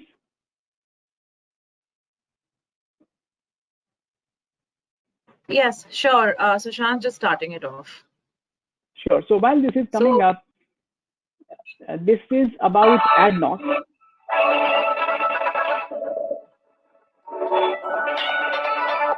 The Abu Dhabi National Oil Company is the state-owned oil company of Abu Dhabi and the principal catalyst for the Emirates development. With 14 integrated organizations operating across the hydrocarbon value chain, ADNOC is one of the world's leading energy producers. We are an energy company of the future. We produce around 3 million barrels. We can go up to 3.5 million barrels. But associated with that is a huge amount of gas, almost 10 billion cubic foot of gas that we produce. ADNOC is maximizing value from reserves and operations and helping to drive its digital transformation is Aviva. Between Aviva and ADNOC, it's a very special relationship. It's one that's based on a belief of this digitalization of the industry. Aviva has been a trusted partner of ADNOC for many, many years. It's not normal to see them partnering with us in the digital transformation. No stranger to global market volatility, oil and gas producers are using industrial IoT, big data, advanced visualization, and artificial intelligence to integrate and maximize return across asset and operation value chains.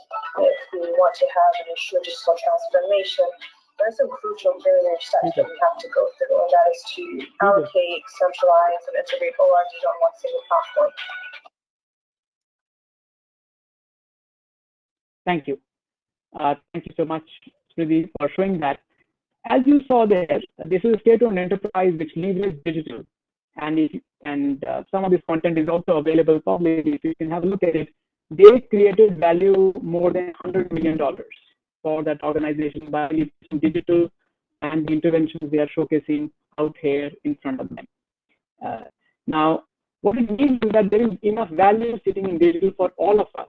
The only thing that is open is the area that we want to focus on and our priorities for your organization.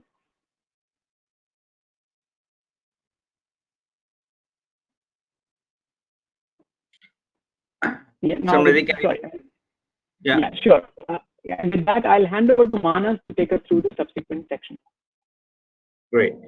I'll kind of, I'm conscious of time, so I'll kind of go through this. So we talked about some of the technologies that are already here and how it is impacting us, right? And more importantly, it's not so much the technology, but what is the use case that is really happening and what is the impact on the business, right? So it's not just the Facebooks and Microsofts of the world who are doing it, but of course the likes of ADNOC, right? Now, in all these disruptions, let's not forget, we are in the midst of a COVID-19 disruption, right? So there were some disruptions we expected. We knew digital was coming or is there. We knew climate change is there. We knew mobility, EVs, etc. But clearly what we got instead are lockdowns, right? We saw economies kind of shrinking significantly, demand shocks. We saw oil prices becoming negative, right? Albeit it was futures and it was only in the US, but those were disruptions we saw. And because of that, how do we adapt, right? And what are the new ways of working when people are working from home as a disruption? How do you align our supply chains once the supply chain is fragmented, right? So, during the months when China was not operational fully, how did we re-gear ourselves to do that, right? So, while these are things that are coming to light, there are more that are probably unknown, right? Now, in that context, if you move to the next page, there are a few questions that one needs to look at. Samriddhi, Naushad, can we move to the next page?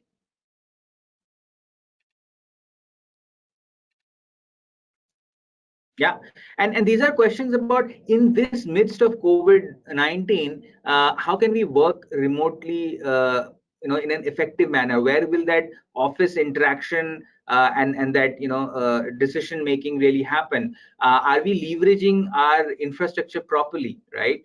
Are we able to leverage some of the applications and IT systems that we had built adequately? Are we secure when we use some of those applications, right? How are we able to engage not just with our employees, but how are we able to engage with our customers, right? Properly, because in many cases, the customers are in the house or they're reducing contact and so on and so forth. And similarly, so on and so forth in terms of your suppliers, as well as your ability to get real-time information and take decisions. Now, with these questions, if we move to the next page, I think the focus, therefore, in terms of a digital-led recovery and transformation that one can look at is in three parts, right? Responding here and now, combating it because there has been a demand drop. While you are doing that fight, right, or the response, how can you embed some of the resilience at the next level, right? How can you, as Professor Sharma rightly said, use that as an opportunity to build certain capabilities, build certain infrastructure that will help you in not only a black swan event as it happens in the future, but will also help you address some of the challenges coming up on a day-to-day basis. And then, of course, adapting to the new normal. We might not see demand at the same level or demand in a different form. How do we adapt to that way of working? We might not see as many people traveling. Aviation might get hit to that extent, but can we see other opportunities elsewhere? So within each of these three levels of transformation that we're looking at, I've picked 5 themes, which I'm just going to spend a little bit of time about around the people, the workforce side of it, the automation side of things. How can we manage in the supply chain disruptions, capital projects and analytics, and of course cybersecurity. There are more. It could be around cash flow, liquidity. It could be about customer excellence and customer user experience. But I'm going to just talk a little bit about these 5. So if we start with the employee part of it on the next page, Samriddhi, Naushad.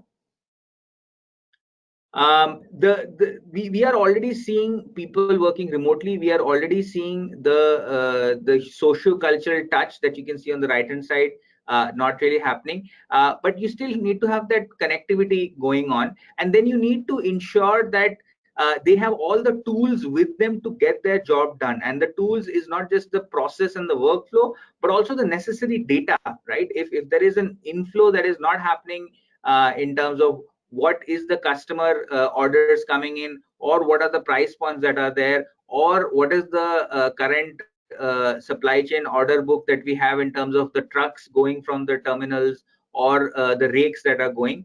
All those data, the tools, the process, and the interconnect from a decision making perspective need to be maintained. Right now, this is both the people capability aspect, but also the connectivity aspect, right? So there is both an enterprise IT aspect, but a digital aspect as well, right? So to that extent, this is a strong business theme. We were already looking at digitalizing a lot of this, but COVID, if nothing else, as we can saw from the disruptions in the first page in this section, was about accelerating and enhancing some of those trends. This would have happened, but would probably not have happened as much as it's going to happen now, right? We were probably slowly moving towards a little bit more work from home, having a better mix, but now it's been forced upon us. Now, how do we adapt and make it into the new normal, right? So it is, again, just to reiterate, this business aspect of ensuring our people have the tools, have the data, as well as the ability to communicate like this, as a tool like this GoToWebinar, or many of you might be using Teams or Zoom to communicate, interconnect, and take decisions, and so on and so forth, and also processing files and workflow. So this combination of these three things is where digital can really come and play. The other aspect, if you go to the next page, is around outside the organization, right? Beyond the people, the supply chain. How are we connecting to our customers? This map on the left shows what was the COVID intensity, right? And I think one of the key things, if you look at this here, is the fact that it actually affected a large part of the metros, right? So Delhi, you can see parts of Rajasthan, Jaipur, Bombay, Chennai, and to some extent Calcutta, etc. as well, right? So it was an urban phenomena, but it is of course now spreading to tier 2, tier 3 cities as well. But what it means is your demand centers have changed, right? This is at a very country level view that you're looking at, where what used to be your regular supply chain, in terms of supplying your finished products to goods, whether this is the likes of an Indian Oil, like Sri Vaidya was saying, or HPCL, BPCL, which are continuously on a day-to-day basis dwelling with this, and honestly they've done a very yeoman's job on this, because we've never felt an issue of any petrol pump running dry, LPG cylinders being available, and the ability to adapt because they had that connectivity was significant. The second aspect is ensuring your ability to back down, right? So the integrated production planning with your supply chain forecast and sales planning is your ability to back down. Many of these refineries were able to back down their plants from what used to be 90% utilization levels to 70% and to 50% at the time of April, and now they've again ramped back up again, right? Your ability to connect your manufacturing supply chain to your customer and sales is a key aspect. The second aspect, as we show on the right, is having that visibility, right? What is the demand going to come from? Where are the bottlenecks on my supply chain? What are my analytics that will tell me what is the alternate routing? And we have, of course, here people from Container Corporation, we have people from Shipping Corporation. So while we are looking at this from an India perspective, this is possible for exports and imports as well, right? Which also brings us to the point that we were talking about supply chain disruptions within India, but there has been significant supply chain disruptions that have happened at a global level, right? With China shutting down a significant portion of imports, right? Petrochemicals, which is we import a significant amount, LNG, which is also our gas that we bring in. We have people from GAIL here, is also impacted. The good aspects were, of course, the pricing part of it, but yes, supply chain was impacted. So how do you look at managing both your global supply chain as well as your local supply chain, and having that ability to change and remotely operate is one of the other aspects of a supply chain. So one is the inward feedback, but the other is the outward feedback, where you have a unified command and control center and are able to make decisions almost on a real-time basis based on whatever are the opportunities coming up, or in most cases, as it was in the COVID phase when we were saying combat, adapting to challenges. If something has happened, is there a workaround? Is there a route that we can do? Right. So these are the key aspects that we use analytics, we use visualization, we use AI and ML to do predictive route planning, to both get a perspective of integrating your production and supply chain, ensuring that visibility through sensors and visualization, and then that outward feedback towards control. Now, if we go to the third theme very quickly on automation, I think this was another key aspect that was talked about, right? This kind of goes hand in hand a little bit with the first business theme I talked about on workforce management, right? Which was around how do you ensure that the automata can actually take some of those jobs. Now, we are not saying that humans are going to be replaced. The way to look at it is we are looking at process automation to take up basic routine tasks, right? Which when you do routine tasks, there is a tendency for human errors to creep in, right? But a robot pretty much repeats the process, right? A bot does that. So in areas like supply chain and procurement, in fact, Indian Oil itself, just to share with you, is doing that as part of the iDrive mechanism, where they're looking at material codification to be automated, right? So it doesn't need to be multiple data sets, somebody in Bhatinda doing some material code, where somebody in Vizag is creating another code which is not in match with the standardization and the master data that is there. But that whole process is automated. You just feed in your standard description, it maps it and creates the code as per the norms, as well as able to fetch that data. Similarly, whether it's tax processing, whether it's payroll and salaries, whether it's expense processing, right? Not just automating it, but making it more mobile and accessible, right? So there are these mechanisms of choice of processes and the extreme automation that you can do to ensure that it simplifies the process and makes it more efficient, right? Now, a lot of this is already happening, but it's now about taking it to the next level. And of course, as one of the things that you see on the right hand side, it's not just HR, finance, tax, and supply chain, but also customer, right? Increasingly, you're speaking to a chatbot, whether it's you're doing it on Amazon, whether you're doing it for your bank. But how can you next use chatbots to sell? Most chatbots are, again, as I said, what we call one-way inward, right? In the sense that you ask questions and they feed back to it. But their ability to ask intelligent questions is, again, the next level of how can you use that experience not only to redress a problem, but create that sales opportunity, right? Or what we used to call cross sales, right? So that's the next level of extreme automation and linking with, again, AI ML, that is the business theme and impact that we can get out of it. If we go to the next theme, which talks about, yes, CapEx and analytics, this is actually a very interesting, and the reason I chose this among many of them is, again, I think one of the aspects Professor Sharma talked about, which was around, a lot of companies are using this to, kind of pull down the shutters and saying, we will wait this through. Right, but the really intelligent ones are looking at how can I use these opportunities to strengthen or maybe make acquisitions, right? Or build in projects and lock in rates and lock in contractors at a potentiality which will hold me in good stead, right? So I think while if I were to throw in again some examples, Exxon has reduced their capex spend by $10 billion. That's a 30% cut of what they were planning to do for this year and next year. But while they're doing that, they're also looking to invest in specific projects in petrochemicals, because that is their move of ensuring a diversified base.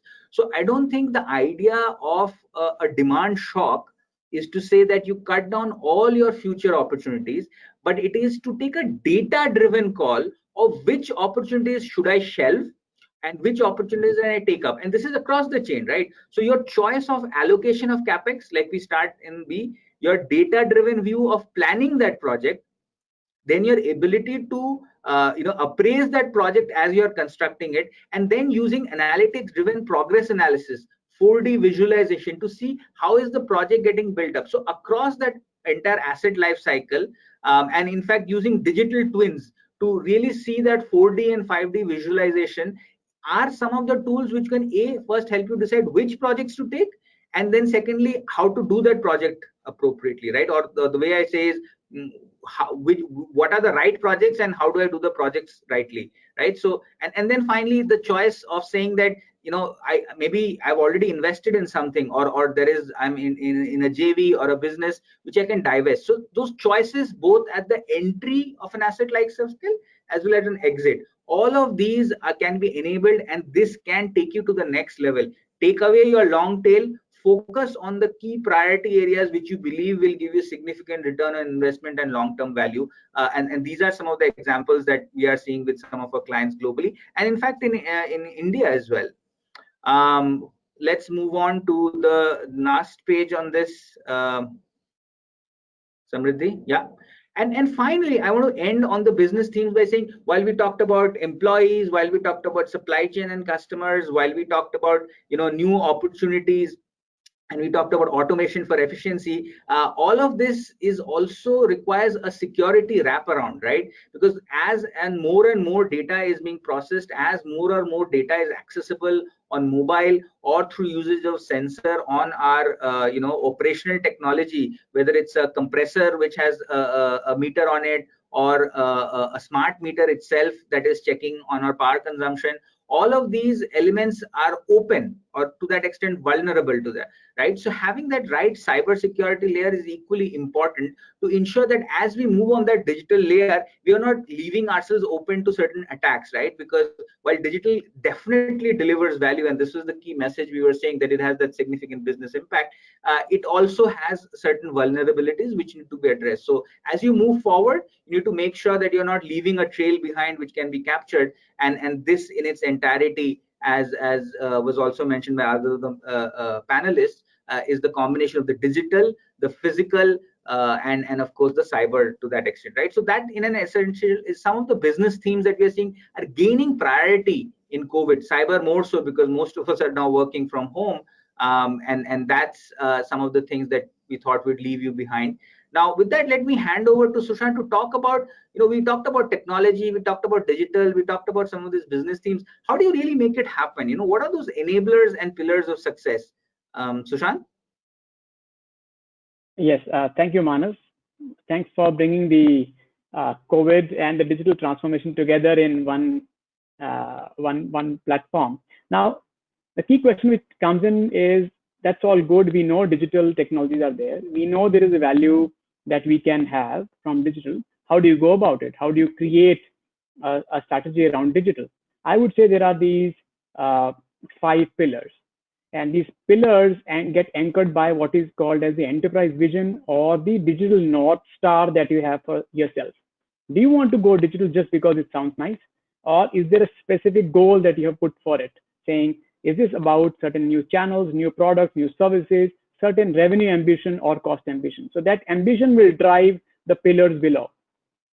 Now, what are those pillars? The first is to have a digital transformation office, to see that I have the right skills and organization available to me to drive digital in the organization. Digital cannot be everybody's responsibility, and we expect it to bring the change that you expect it to bring. So that's the first. Second one is digital and enterprise technologies, they will closely intersect with each other, and they will be interdependent on each other. So what we need to do is to have a linkage, because these two will run at slightly different speeds. Enterprise technology will be performance oriented, large scale and stable systems. Digital solutions or pilots or projects might be sometimes innovative. You are taking a bit of a risk by, you know, experimenting with something, but these need to coexist in your technology landscape in the organization. Third is benefits tracking. You know, I can't tell you about how many times we have those conversations with CXOs about the bottom line impact of digital and what was sold versus what was delivered, right? So very important to have a very structured benefit tracking mechanism, therefore showing eventually that you're adding value to the vision that you have set out for yourself. Fourth is that hiring the right digital skills or engaging the right digital skills is very important. For those skills of the future, beg, borrow, steal. You want to train your own team, you want to hire, you want to partner, you can use various models, but you will need those specific skills to come and drive digital in your organization. And last point is around partnerships and ecosystem. You will not be able to do digital transformation only within the four walls of the organization. Many of the use cases and opportunities will depend on you successfully partnering with your ecosystem players. Now, this could be suppliers, customers, and other affiliates, thereby creating propositions which by yourself you may or may not be able to put on the table. Now, these are these 5 pillars that we typically say which guide the digital ambition for an organization. And with that, I think, yeah, we'll probably move to the Q&A in interest of time. So let's now hear from the audience here. What are the themes which are coming out from whatever they have heard so far? So I will just go through some of the questions, and I will request other panelists also to take their thoughts on this. So one of the questions that's come in is, what is the international assessment of India in terms of emerging technologies and what is their adoption, right? So where do we stand vis-a-vis the world, right? Now, as Professor Sharma was also mentioning, we don't have the dearth of talent. It is our talent which goes and innovates when we, in the Silicon Valley, right? So from a talent perspective, I think we have the right ingredients. What we possibly need to have is the right ecosystem to support that talent. For the same innovators to come and create world-class products and services in India. So it's the ecosystem play. Otherwise, I would say in the talent perspective, we are pretty much there. The next question is there, and I'll probably request thoughts from Manas. It says that digital transformation is very wide area, but what is the human link there? I think the question which is coming in is that would digital going to replace humans eventually? What are we looking at? So I think that's the question that is coming through. Manas, over to you. No, it is a very valid concern, and I think people always think, and especially Sushant, as you were talking about robotics, and typically when we think of robotics, we think of humanoid robots, right? But as many people are aware, there is a lot of robots that are there in the manufacturing industry which don't look like humans, but they do some of your jobs, right? So it takes away that manufacturing job. Right. So yes, that is an element, but what that brings is you need somebody to therefore build that robot. You need somebody to maintain that robot. You need somebody to program that robot. Right. So there are skills of the future, like we were highlighting in the one of the pillars of what makes a digital transformation successful. You are looking for efficiency. You are looking for cost competitiveness. You are looking for streamlined operations, right? Because you are now ensuring that there is less error. Your quality levels are higher. There is less reverse supply chain and quality rejects that are happening on the products that you're making, which a robot would make. But what that means is that person is not doing that current job. So his job then evolves. So as we bring digital into the picture, the human angle also needs to evolve along with that, and that thinking has to happen with that digital transformation. So when we say digital transformation, it's honestly not just about the technology that is transforming, but it's also the people that have to transform along with that, right? So, and I think one of the lacking is whenever we look at a digital transformation, many clients just look at, let's buy this product, let's buy this solution, let's buy this technology. But if you don't look at it from a holistic standpoint, it won't succeed eventually. That's absolutely. Manas, Sushant, sorry, please add. Now go ahead, Samriddhi. Yeah, so I have a related question from one of the audience persons. They are saying that in case of manufacturing, where the percentage of semi-skilled and unskilled labor is very high, then how do you expect them to introduce technology to them? What kind of training modules should they design for them? Because I mean, they are there since they're partially skilled. Then how should they go about it? That's a question from a manufacturing, especially from a manufacturing point of view.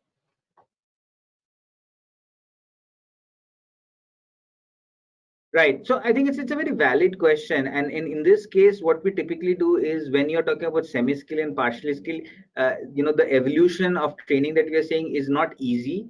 In which case you will be able to translate some of them. And this is where the digital capability maturity assessment that comes in, right? Some people, while they might be doing mostly manual work, would have that propensity, right? And I think Professor Sharma was saying this before we were starting the webinar, that a test or an IQ test is not necessarily always the right clue of the ability of a person to pick up certain things. So the kind of short answer to that question, Samriddhi, that you're asking is, some portion of that will be able to evolve, some will not, and that some will not evolve will have to then migrate to other aspects and see what aspects will not get automated, right? So for example, it could be around people interfacing, right? It could be around regulatory or aspects which will need much more human ingenuity, right? Which could be certain areas where caregiving, etc., might be there, or the human touch around a certain sales process that you would require. So I think where you can get some of that partially skilled, or moving to niche products, right, which you cannot automate. So something like a handicraft or a boutique requirement, which is you are giving value to it because it is customized, it is a once made for you kind of an effort. That kind of a skill has to be. So the answer to that is, part of that labor force will have to evolve, part of that labor force will have to migrate and redeploy, right? And I think that overall ecosystem is something that maybe one organization cannot take. Right now, if I, for example, take an example of Coal India, or I see there are people from Central Coal Fields and others that are also here. You may not be able to move all of your operators there as you go into, say, wall-to-wall mining or automation thereof. But how are you able to then move them to the aspects of engaging with your stakeholders there? How are you able to get them into the procurement process, for example? And how are you able to get them into the maintenance of some of these equipment? So some of that will have to be addressed there, and some of that will then have to be addressed in the ecosystem thereof, right? In the community affairs there. So it has to be a mix, and that's where it has to be a overall play of the organization as well as the state government, the community, that has to come together and solve it. And again, maybe here it would be good to hear Professor Sharma's thoughts on this question.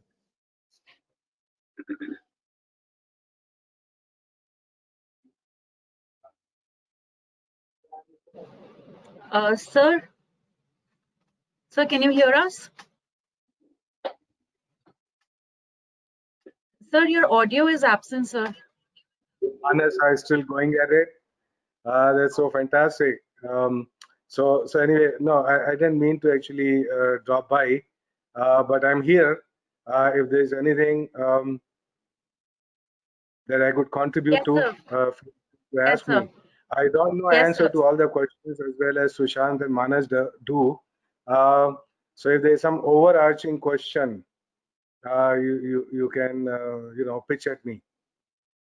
Certainly, sir. So we were just discussing, there was a question from a manufacturing perspective that we are talking about skilling people to transforming and adapting digitalization. The question is that how do we draw the plan for semi-skilled and unskilled workers, especially on the shop floor, in factories and shop floor? So, sir, KPMG has already presented their view. We would like to hear the government's point of view. Yeah, no, it's a complex question. I understand that, because there are different, educational levels, there are different backgrounds, there are different job requirements, and so not everybody needs the same set of skills, for sure. And the whole point is, when you need something, it will happen. Okay, so you may debate it for a very long time and say, how is going to happen? Is that really possible? What, right? Or make very detailed plans for it, or you roll up your sleeves and jump right into it and keep refining it. And so this is going to happen. There are a couple of examples that I know, which is this coach factory, railway coach factory. So we are working with railways with this cyber physical mission and technology. And they have, I remember chairman railway board was saying that they've already doubled their production of coaches, and basically linking up these machines, right, which were each working in isolation. And so they're working in tandem now. and so that itself, increases productivity quite a bit. Now, of course, there are people working there, and I'm sure that they gain skills as they go. Basically, we first have to produce a lot of trainers, right? So you cannot do that, individually and so on. But large number of an army of trainers at different levels. Many of them would assist businesses of certain kinds. Others will assist in different ways.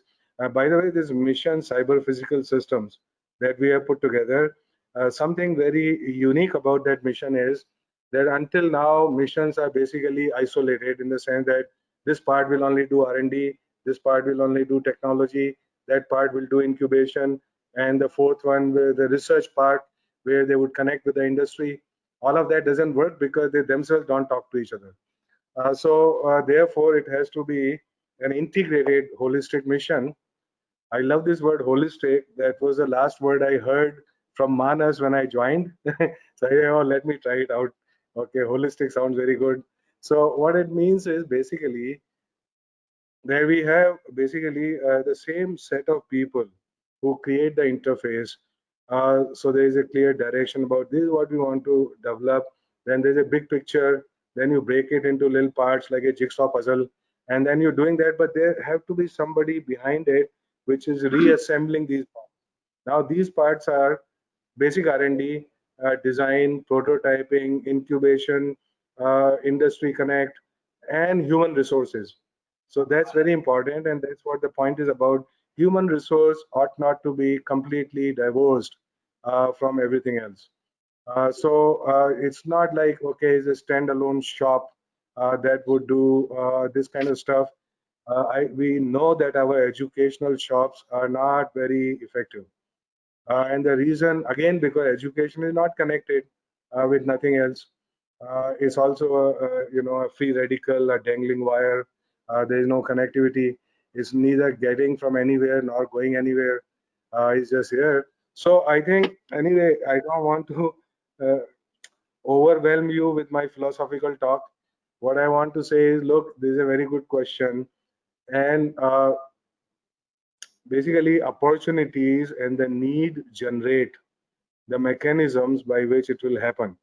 There is absolutely no doubt that this will happen. This would have to happen, and a lot of people, a lot of organizations, a lot of structures will come into it if there is, as opportunities multiply and they expand. Now you don't need to figure how, who, why, when, exactly sitting here. But it's important to understand that this would certainly happen. You can be a part of it, and this is a happening business. So it's good to actually get into it now than later. I must Thank you, warn sir. you, I will Thanks for never your. answer the question that you asked. Thank Okay, you, for sir. that, that's Thank why you I so have much. my good friends Manas and Sushant to tell you all the roadmap and all the magnification of 100x. Absolutely, sir. Now we have a caller live, sir. He would like to ask And you a there is one question. more thing I think Yeah. I Yes, forgot sir. to tell earlier. You see, I was saying something about Atmanirbhar Bharat. Now, Atmanirbhar Bharat, one of the things which is greatly missing is Atmavishwas and Atmasamman. Okay, now I have heard this. Many people are saying this. I read it in everywhere in the newspapers. I was the original concept giver of this nearly a month and a half ago. So he said, look, what is it that we need for Atmanirbhar Bharat? It is not simply manufacturing. That will happen. The way I see it, we have so many intelligent people.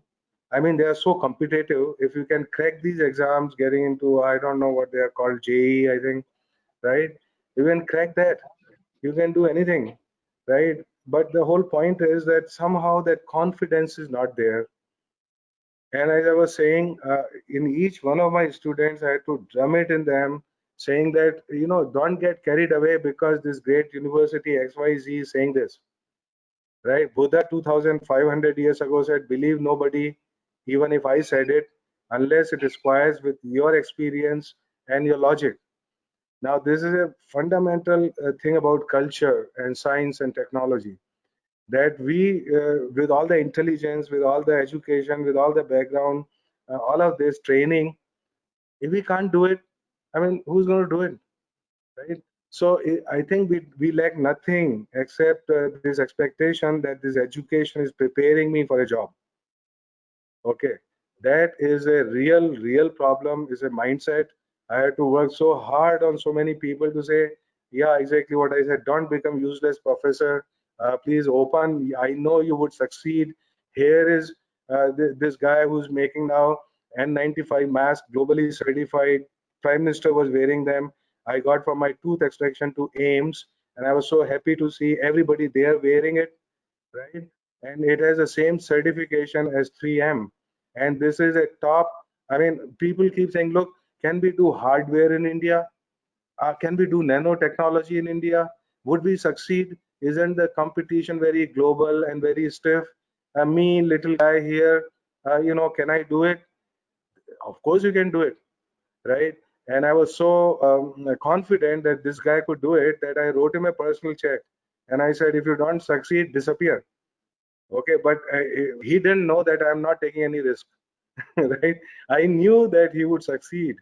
He today is within 2 years of his startup, he was driving a Mercedes, right? In the pothole roads of Kanpur. Okay, so can we do high-tech manufacturing in Kanpur? Absolutely, but it requires a staying power. It requires not, oh, I'm now great graduate, so somebody is just going to hand it over on platter to me. We must have struggle, we must have teamwork, we must take risk, we must fail, all of that, right? It's not, nothing else matters. Let me tell you, all the technology you're talking about has no meaning. If you had Atma Vishwas and Atma Samman, this will drive everything else.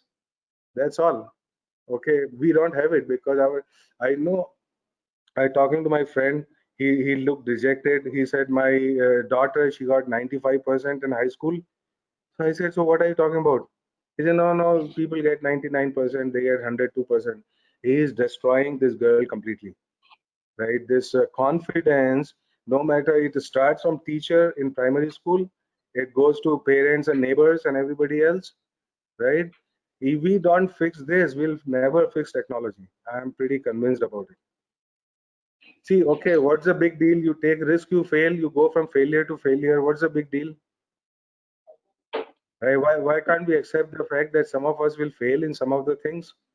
But this is what my favorite author Hemingway I read in high school said: is better to have loved and lost than not to have loved at all. So you see, neither success nor failure is permanent. Okay, so okay, don't feel too happy if you are a little bit successful, because next day life will knock it out of you, right? And so we prepare for both of them. And I think I think even PSUs have to do something about it. I'll tell you, I have trained some very bright students, BTechs. After 10 years, he was a big general manager in a company I don't want to name, and it's a top company in the country, really now the real top. And he comes back after 15 years, I don't know.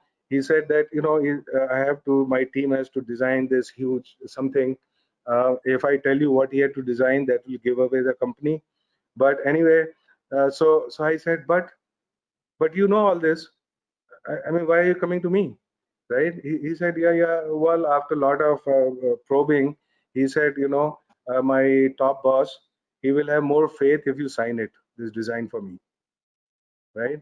I was so shocked. I said, it's not, I don't have any special, expertise in what you're asking me to design, but, and it's not my job. Anyway, this was some time ago, 15 years ago. So just to discourage him, I said, yeah, but I charge 20,000 rupees per hour.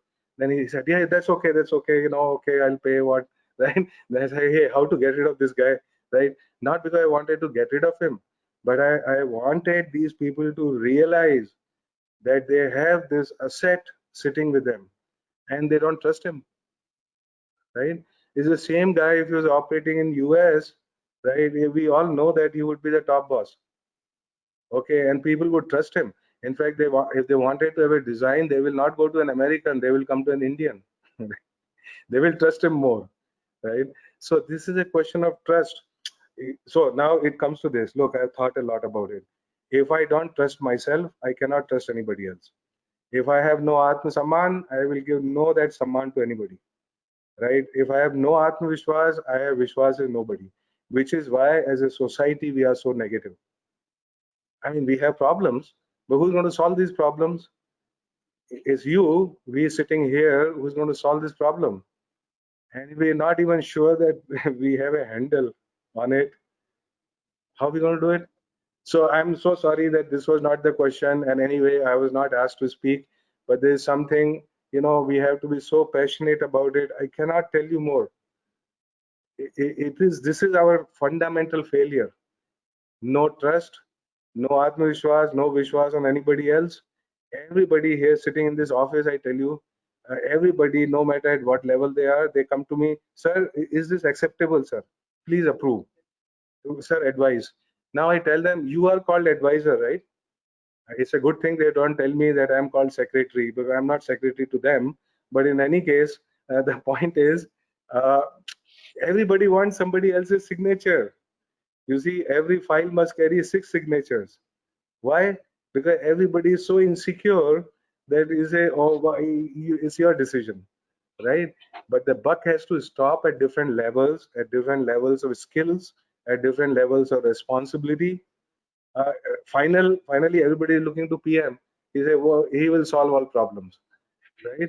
The problem is solved at the origin. It is not solved at any other level.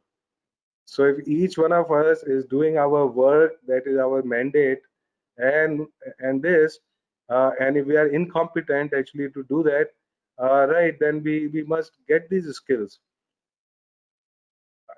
You see, it is not taught anywhere. It is not discussed anywhere. And you see, it is so vital actually that this should be openly discussed at every level from primary school onwards. Some technology connection is there in this, all of it. Absolutely, sir. Digital technology everywhere. So thank God we had COVID to realize it, maybe. But yes, sir, absolutely. Now we have a live caller, Mr. Samantha, who would like to ask the panelist a question. Can we have Mr. Samantha online, please? Yeah, hello. Mr. Samantha? Yes, Mr. Yeah, Samantha, please go ahead and ask a question. Yeah, myself, Devadutta Samantha from Rights Limited, Gurgaon. Actually, it was a very interesting panelist and their views on the digital transformation. Specifically, I am very much interested to hear about from Professor Sharma. The question is, what about the cyber security issue in the current environment and how it is getting addressed? Thank you. Maybe Professor Sharma can start. Thank you.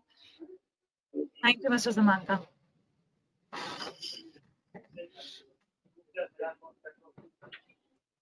So the question on cybersecurity, with technology putting everything on the screen, how do we deal with data security? Sir, your thoughts on it? Professor, sir? Yeah. Are you asking me? Yes, sir. Right. Now I realize it's time for me to exit. But okay, we would data security certainly is very big thing and is distributed among many departments. MIT is the largest single stakeholder to this problem about data security, and there's a policy, a good policy in offering regarding this. It's data security also has other dimensions, which is data localization, data flow, data handling, data ownership, whose data, who's making money out of it, and so on. But it's just a simple question about data security. That's a totally technical question. And like I said, you also require this, different interventions for differently sensitive data. To give you an example, we have opened a center in IIT Kanpur on data security, but data security, which is also intimately tied with the security of critical infrastructure. So what that means is now whether it is your power grid, whether it is railways, whether it is what, or your little color changing IoT bulb, I just got it, Google something a few days ago, very fascinating, right? All of that, of course, requires security, but their security requirements are at different level. So if you are looking at critical infrastructure and then another kind of infrastructure, then personal data and commercial data and so on, right? The efforts are on for all of them, which even includes now the quantum cryptography. Um, we're talking about, I saw just when I was leaving, there was some talk about quantum computer, right? I really have to say something a little pessimistic here, which I truly hate to say. I only say once a day. Anything which is a little pessimistic, which is that quantum computing is still either not possible or quite some way off, in the sense in which we talk about general computing. And there are very easy to understand reasons for it. You require what is called quantum coherence, and every little disturbance and going little noise and little anything, even the observation, macroscopic observation collapses the quantum states. So it's very difficult to maintain what is called qubits if they become large number. But it was quite correctly pointed out that for certain kind of problems, there's a class of mathematical problems for which you could do better with quantum computing. But quantum communication is more likely to succeed in near term. What that means is all our telephone networks, which are now insecure, okay, nationwide could be secured with quantum communication protocols. Is also the free space communication, like from satellite communication link and so on. There's work going on that, work going on this telephony. We have set up targets for this mission. One of those is a 50 qubit quantum computer, which is likely to happen in 5 years in India. 100 qubit is unlikely to happen. And then, but quantum communication, I'm very hopeful. See, quantum computing will also proceed in a hybrid way to begin with, which means that you have classical computers like supercomputers working with what is called quantum algorithms. So which simulate the processes of quantum computing, but they are not hardware quantum computers. So there's going to be hybrid computing and all of that. But even more challenging or interesting areas are quantum sensors, quantum metrology, like keeping track of time, for example. You know, you have to keep track of time in femtosecond level today, which is another very digital technology area. So anyway, there is one minister's office is calling me, so I got to go, and it's been a great fun actually talking to all of you. Thank you so very much. Thank you indeed. Thank you, Thank sir. you. Thanks a lot. So, KPMG, your thoughts on it? Data security versus digital transformation. So, well, I would say it is absolutely essential, and I would say foundational for any digital transformation to have adequate cyber and data security. But I think we have passed the point of no return already, right? We already have a fair degree of technology in our daily lives, in our business operations. And therefore, for us to sort of say that we could actually go without that is probably not going to be realistic. So the way forward, of course, is even more increase in digitalization, automation, technology coming into our professional as well as personal lives. And that's possibly a one-way street. Definitely, what needs to be done is to have fairly strong handle on cybersecurity. And to do that, three dimensions I want to bring out. One is the entire regulatory landscape around cybersecurity, right? Now that is something which is being shaped on a real-time basis. In many cases, we see that the developments in this area are faster than the regulatory changes. But regulatory landscapes are also catching up, right? So that's the first thing. And you see a lot of things around Data Protection Act, Data Privacy Act, and so on, all coming in response to the demands coming in. That's first. Second theme is around the technical maturity, right? So the way systems are becoming technically more mature, these cyber defenses are also becoming technically more and more mature. So for example, we are using AI and ML in business problems. We are today also using AI and ML to manage cybersecurity, because they might face cyber challenge which has never been seen before. So to respond at that point of time, you need systems which can detect such unusual activity and take action, right? And third angle, and I think that's the weakest link in the chain, is the human element, right? Which is the carbon where we talk about. So most of the data breaches, they happen because of, I would say, a human angle, or maybe a issue there. So for example, social engineering, hacking, many of these have elements which have some element to do with where somebody did not take the right step as compared to what was supposed to be taken. And we see all these newspapers full of saying this person lost 50 lakhs in a cyber attack from his bank account because he shared his password. I think the challenge is not that whether the bank generated the OTP. The challenge is that the person actually gave the OTP, right? So to that extent, awareness of the organization and public at large on cyber, and making cyber awareness pretty much part of our educational program is also something very important. I just take 20 seconds more. Incidentally, KPMG holds the Guinness World Book record on training the maximum number of school children on cyber awareness and the same day, right? So because we realize that is the need of the hour, we need to start young. We need to start teaching our kids about cyber safety and maturity from the grade 3, grade 4, grade 5 itself, because they're getting exposed to technologies from those ages.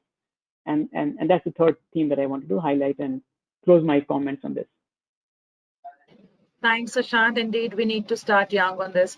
We have one last question, though we have many more that we would really like to take up, but due to paucity of time, we really have to close the webinar. So we take one last caller, Mr. Vijay Kumar. Can we patch him live, please, Mr. Vijay? Good evening. Can you hear me? Go ahead, Mr. Vijay. Please ask your question. Yes, we can hear you. Please ask your question.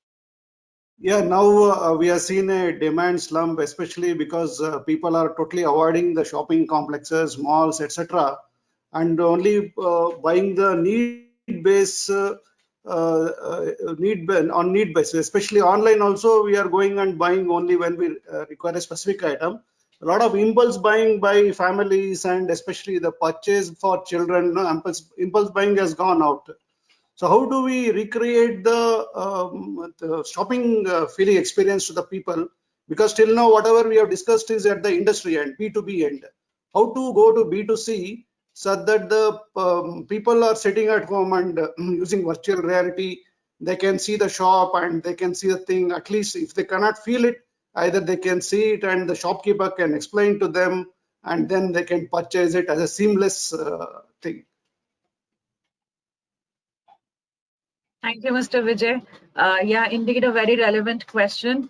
How to woo the customers? Very relevant, yeah. So, KPMG, your thoughts, please. I can give a quick overview of that, and honestly, I think the answer is it's a bit of a spectrum.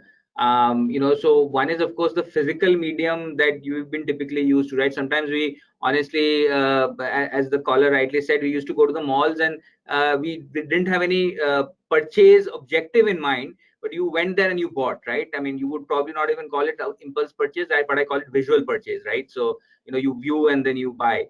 Now, part of that on that spectrum is the physical. The other is the complete e-commerce change of it, which a lot of us are doing right now, right? In fact, in some of the trends and surveys we've done by our consumer goods practice, has seen that there's been actually a significant uptick year on year or month on month from the previous month on e-commerce purchases now, because people have gone online shopping on a vengeance. Because they've not been able to do that. But honestly, I think it's a spectrum, right? I mean, so you will probably not have the physical, but not everything will move online as well, right? What you will have is what we call omni-channel or hybrid selling, right? Where you will maybe look at the thing on your laptop, on your phone, and then still want to go out and visit it. And go out and visit it may not necessarily happen in a mall, but the store might come to you, where you've already seen services being provided on a truck basis, whether that's salons. And this is happening not only in Europe, but also there are some startups that are doing it in India. You are also seeing that in cases of fabrics and garments, where that's happening, where the store comes to you. It is honestly to the caller, it's also happening in B2B perspective. For many of our oil and gas clients, we are looking at mobile tanking, where the oil tanker actually comes to you, and more than that, it's on demand. So it's like you can pretty much also do it on your LPG cylinder, where you can actually book your LPG cylinder and get it on your app, whether it's Bharat Petroleum, Indian Oil, or HP Gas. But you can now actually do it for other fuels as well, right? So it is being piloted. You already have mobile tankers for events such as melas, fairs, events, so on and so forth, whether it's diesel, etc. Increasingly, we will see how can we bring it to societies, offices, complexes, etc. So it's more about getting to that B2B2C kind of a thing, and that's where that spectrum comes in, right? So you would have what you used to have, what you're already seeing online, but then there is a bit of a spread of omni-channel and new models of interfacing, which will kind of create that demand. So I'll just pause there. Maybe Mr. Sopti, Sushant, if you have thoughts.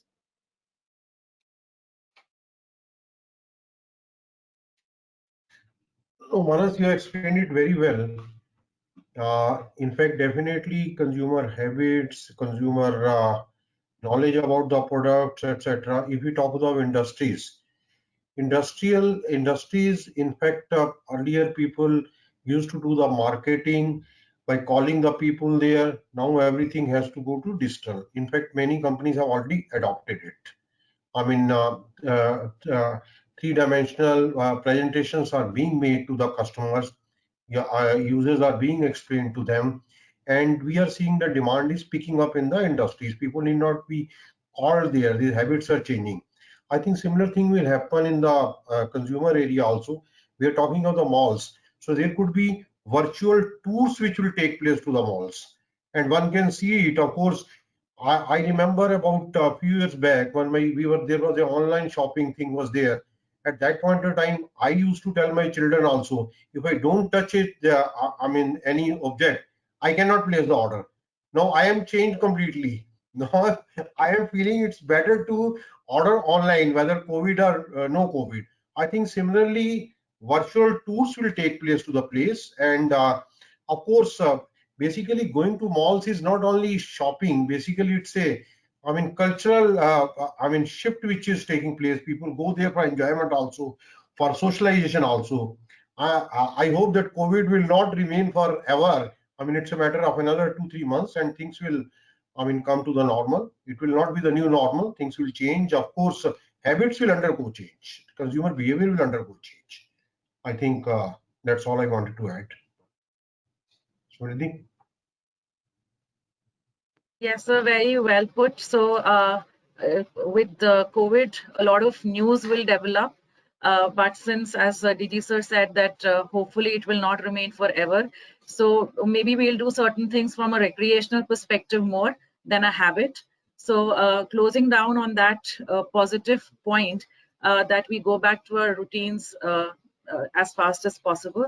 I would like to thank the esteemed panelists for their informative presentations, and to Professor Sir especially for his active participation in the discussion. But before that, may I now request Mr. S. Saktimani, Director Finance, Siemens Corporation India Limited, for a vote of thanks.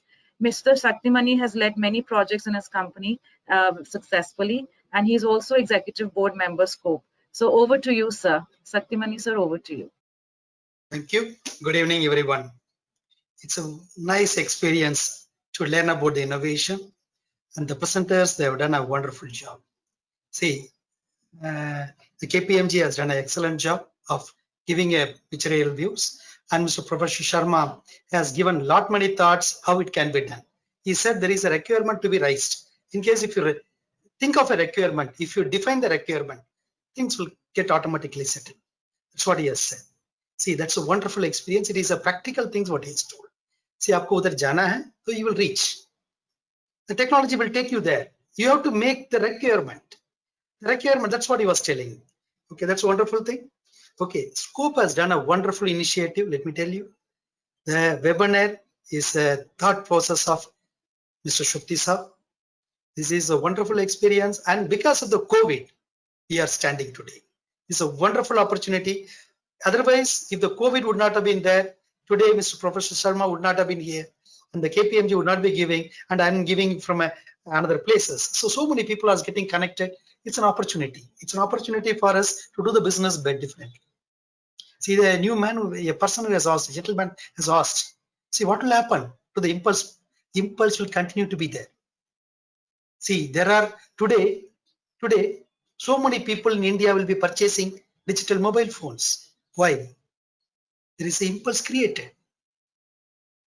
Yesterday and today, the prime days. Everybody understands that. The impulse are created in different levels. Previously, there is another model of malls. Today, there is another model of another things. Tomorrow, it may be a new thing. The innovation will never die. Let me tell you, the business maintaining the status quo is death. You have to create innovations in order to keep the things floating. It's like a breathing. The innovation is a breath. You have to be there. Otherwise, you will definitely die down. Innovation is critical to every company. It may be a BHEL, it may be CCI, it may be a wonderful company, a new innovative company. It is required for everybody. Even an innovation company has to innovate a method of selling. The KPMG has to innovate how to do the webinar, how to do the training. Every day they have to change the methodology. The innovation is very much important. You have to change the practice. That's what he was also telling. You have to fail many times. Failure is not a failure. It is learning how not to do the work so that you can learn it better. It's a wonderful thing, sir. See, the organization has, we have seen the PSUs. PSUs are really doing its wonderful business today. Maybe pre-COVID, the people were not relying maximum on PSUs. But PSUs have its inherent strength. The inherent strength comes out when there is this type of scenarios. When the critical scenario comes into picture, the inherent strength comes. You have seen how our soldiers have done in the Chinese border, India-China's border. See, when there is a requirement, our people come out. They show the strength. Otherwise, you see, when you see the statistics, they may not be that much good. But when there is a requirement, people come out. Indians has the ability to do that. See, basically, India is a country which has lived for last 5,000 years because every different conditions we have tuned ourselves. Every different type of rulers we tuned ourselves. We innovated how to live today, how to live that time, how to live tomorrow also. So absolutely, I have a full faith on a PSUs as well as the India that it will, innovate to pass this scenario also. Okay, Scope has done all the efforts to work smoothly during the pandemic. I have also seen that. Lot many things are happening. They are conducting the board meetings also. I compliment DG Scope for this wonderful work. Digital is a future for tomorrow. Okay, definitely, yes, digital is one of the things, one of the handle to take us to the next level. But it is not the only handle. It's not the only handle. See, there are enough. If the people decides, yes, I have to leave tomorrow, definitely they will find out a methodology. With the methodology, a lot of innovations will come. I like to thank Professor Ashutosh Sharma for his wonderful speech. See, he is so humble. He could able to explain things very simply. The level of secretary level has done a n number of projects, could able to come to our webinar and explain the things in a practical way. The person who works on a lot many projects, Atmanirbhar and other things, he is the backbone of Indian science technology. I thank you for giving a time for the PSC fraternity. On the base of PSC fraternity, sir, please convey our thanks to him for giving us time so that we are regenerated to take up the innovations. I thank Chairman IOCL, Shri Vaidyasa, as well as I thank the KPMG team. Really wonderful. The first slide was made the things. See, your first slide as well as there is a slide wherein you said about the 5 important pillars for the innovations. That's really worth mentioning. And the first slide, you have taken a long time, but it is worth taking a long time on the first slide. Okay, that first slide has made the day. I thank Mr. Manas, I thank Mr. Sushant for the wonderful inputs, and your presentation has made the day today very nicely. Of course, I thank each and every participant and participating institutions for making this a wonderful day. I hope they will be implementing some of the innovative things. They will be creating the requirement in their own organizations. They will tell everybody the training somebody was asking. The training will happen. Once you know where you have to reach, once you know Ram has to go to Lanka, the bridge will be formed. Because there is a requirement. Sita is there. If not bridge, then again there would have been another, a flying object would have been made, so that everybody would have gone. See, definitely speaking, the innovations will come with a requirement. Please define your requirement, understand the requirement, think that you can reach that point. If you can't think of that, the Atma Vishwas, Atma, you have to self-believe that you can reach that place. Once you reach that, you decide that you can reach the place. You'll find out the method. You tell the team. When the American president said, yes, America will land on the moon, that time what he will be doing? But it was landed. When we have decided, yes, we will do it, our person says, yes, India will make. देखिए बहुत आदमी जो है China से लेना बंद कर दिया. Let me tell you, my own son said he will not use Chinese phones. See, let me tell you, the requirement, when the leader says there is a requirement, definitely everybody follows. Let me tell you, there is a requirement today. There is a requirement to develop it. India is actually an innovative country. हम लोग जुगाड़ वाले हैं, अच्छा काम करते हैं, ठीक है. Let our requirement be bigger. Let our vision be bigger. Let our quantum things will be bigger, so that it becomes a innovative for others to show. जुगाड़ छोटा है, but जुगाड़ जो है थोड़ा ज्यादा विजन हो जाती है, तो बड़ा हो जाती है, इनोवेटिव हो जाती है, पैटेंट हो जाती है. थोड़ा सा ज्यादा सोचिए, ज्यादा थिंक करिए, रिक्वायरमेंट ज्यादा बढ़ाइए, एक्सप्लेन करिए. Let me tell you, all the institutions, please explain to your employees, there is a requirement today. Definitely things will happen. Thank you very much. Thank you once again for the scope for conducting wonderful program. Thank you very much. Jai Hind, Jai Bharat. Thank you, Shaktiman. Thank you, sir. Thank you so much, sir. Indeed, need to create a requirement so that we can innovate. Indeed, it was an honor to share the same platform with Professor Sharma ji. Sir, we thank you for your guidance, and we also thank you for sparing time with us and taking the questions so patiently and and contributing to the discussions and deliberations so actively. We also thank Chairman IOCL for his time to the webinar and contributing to the discussions. We also express our gratitude to KPMG team for a wonderful presentation and taking the questions so patiently and actively. Thank you, Shaktimani sir, for your inputs and giving us a new jargon of creating a requirement. And thank you, DG sir, for your mentoring. A big thank you to Scope Corporate Affairs and technical teams for putting the webinar together. Last but not the least, gratitude to all the participants for their enthusiastic participation, and we wish to meet you again soon. Till then, please stay safe, and a big thank you to all of you. Thank you so much. And with this, we end the webinar. Good night.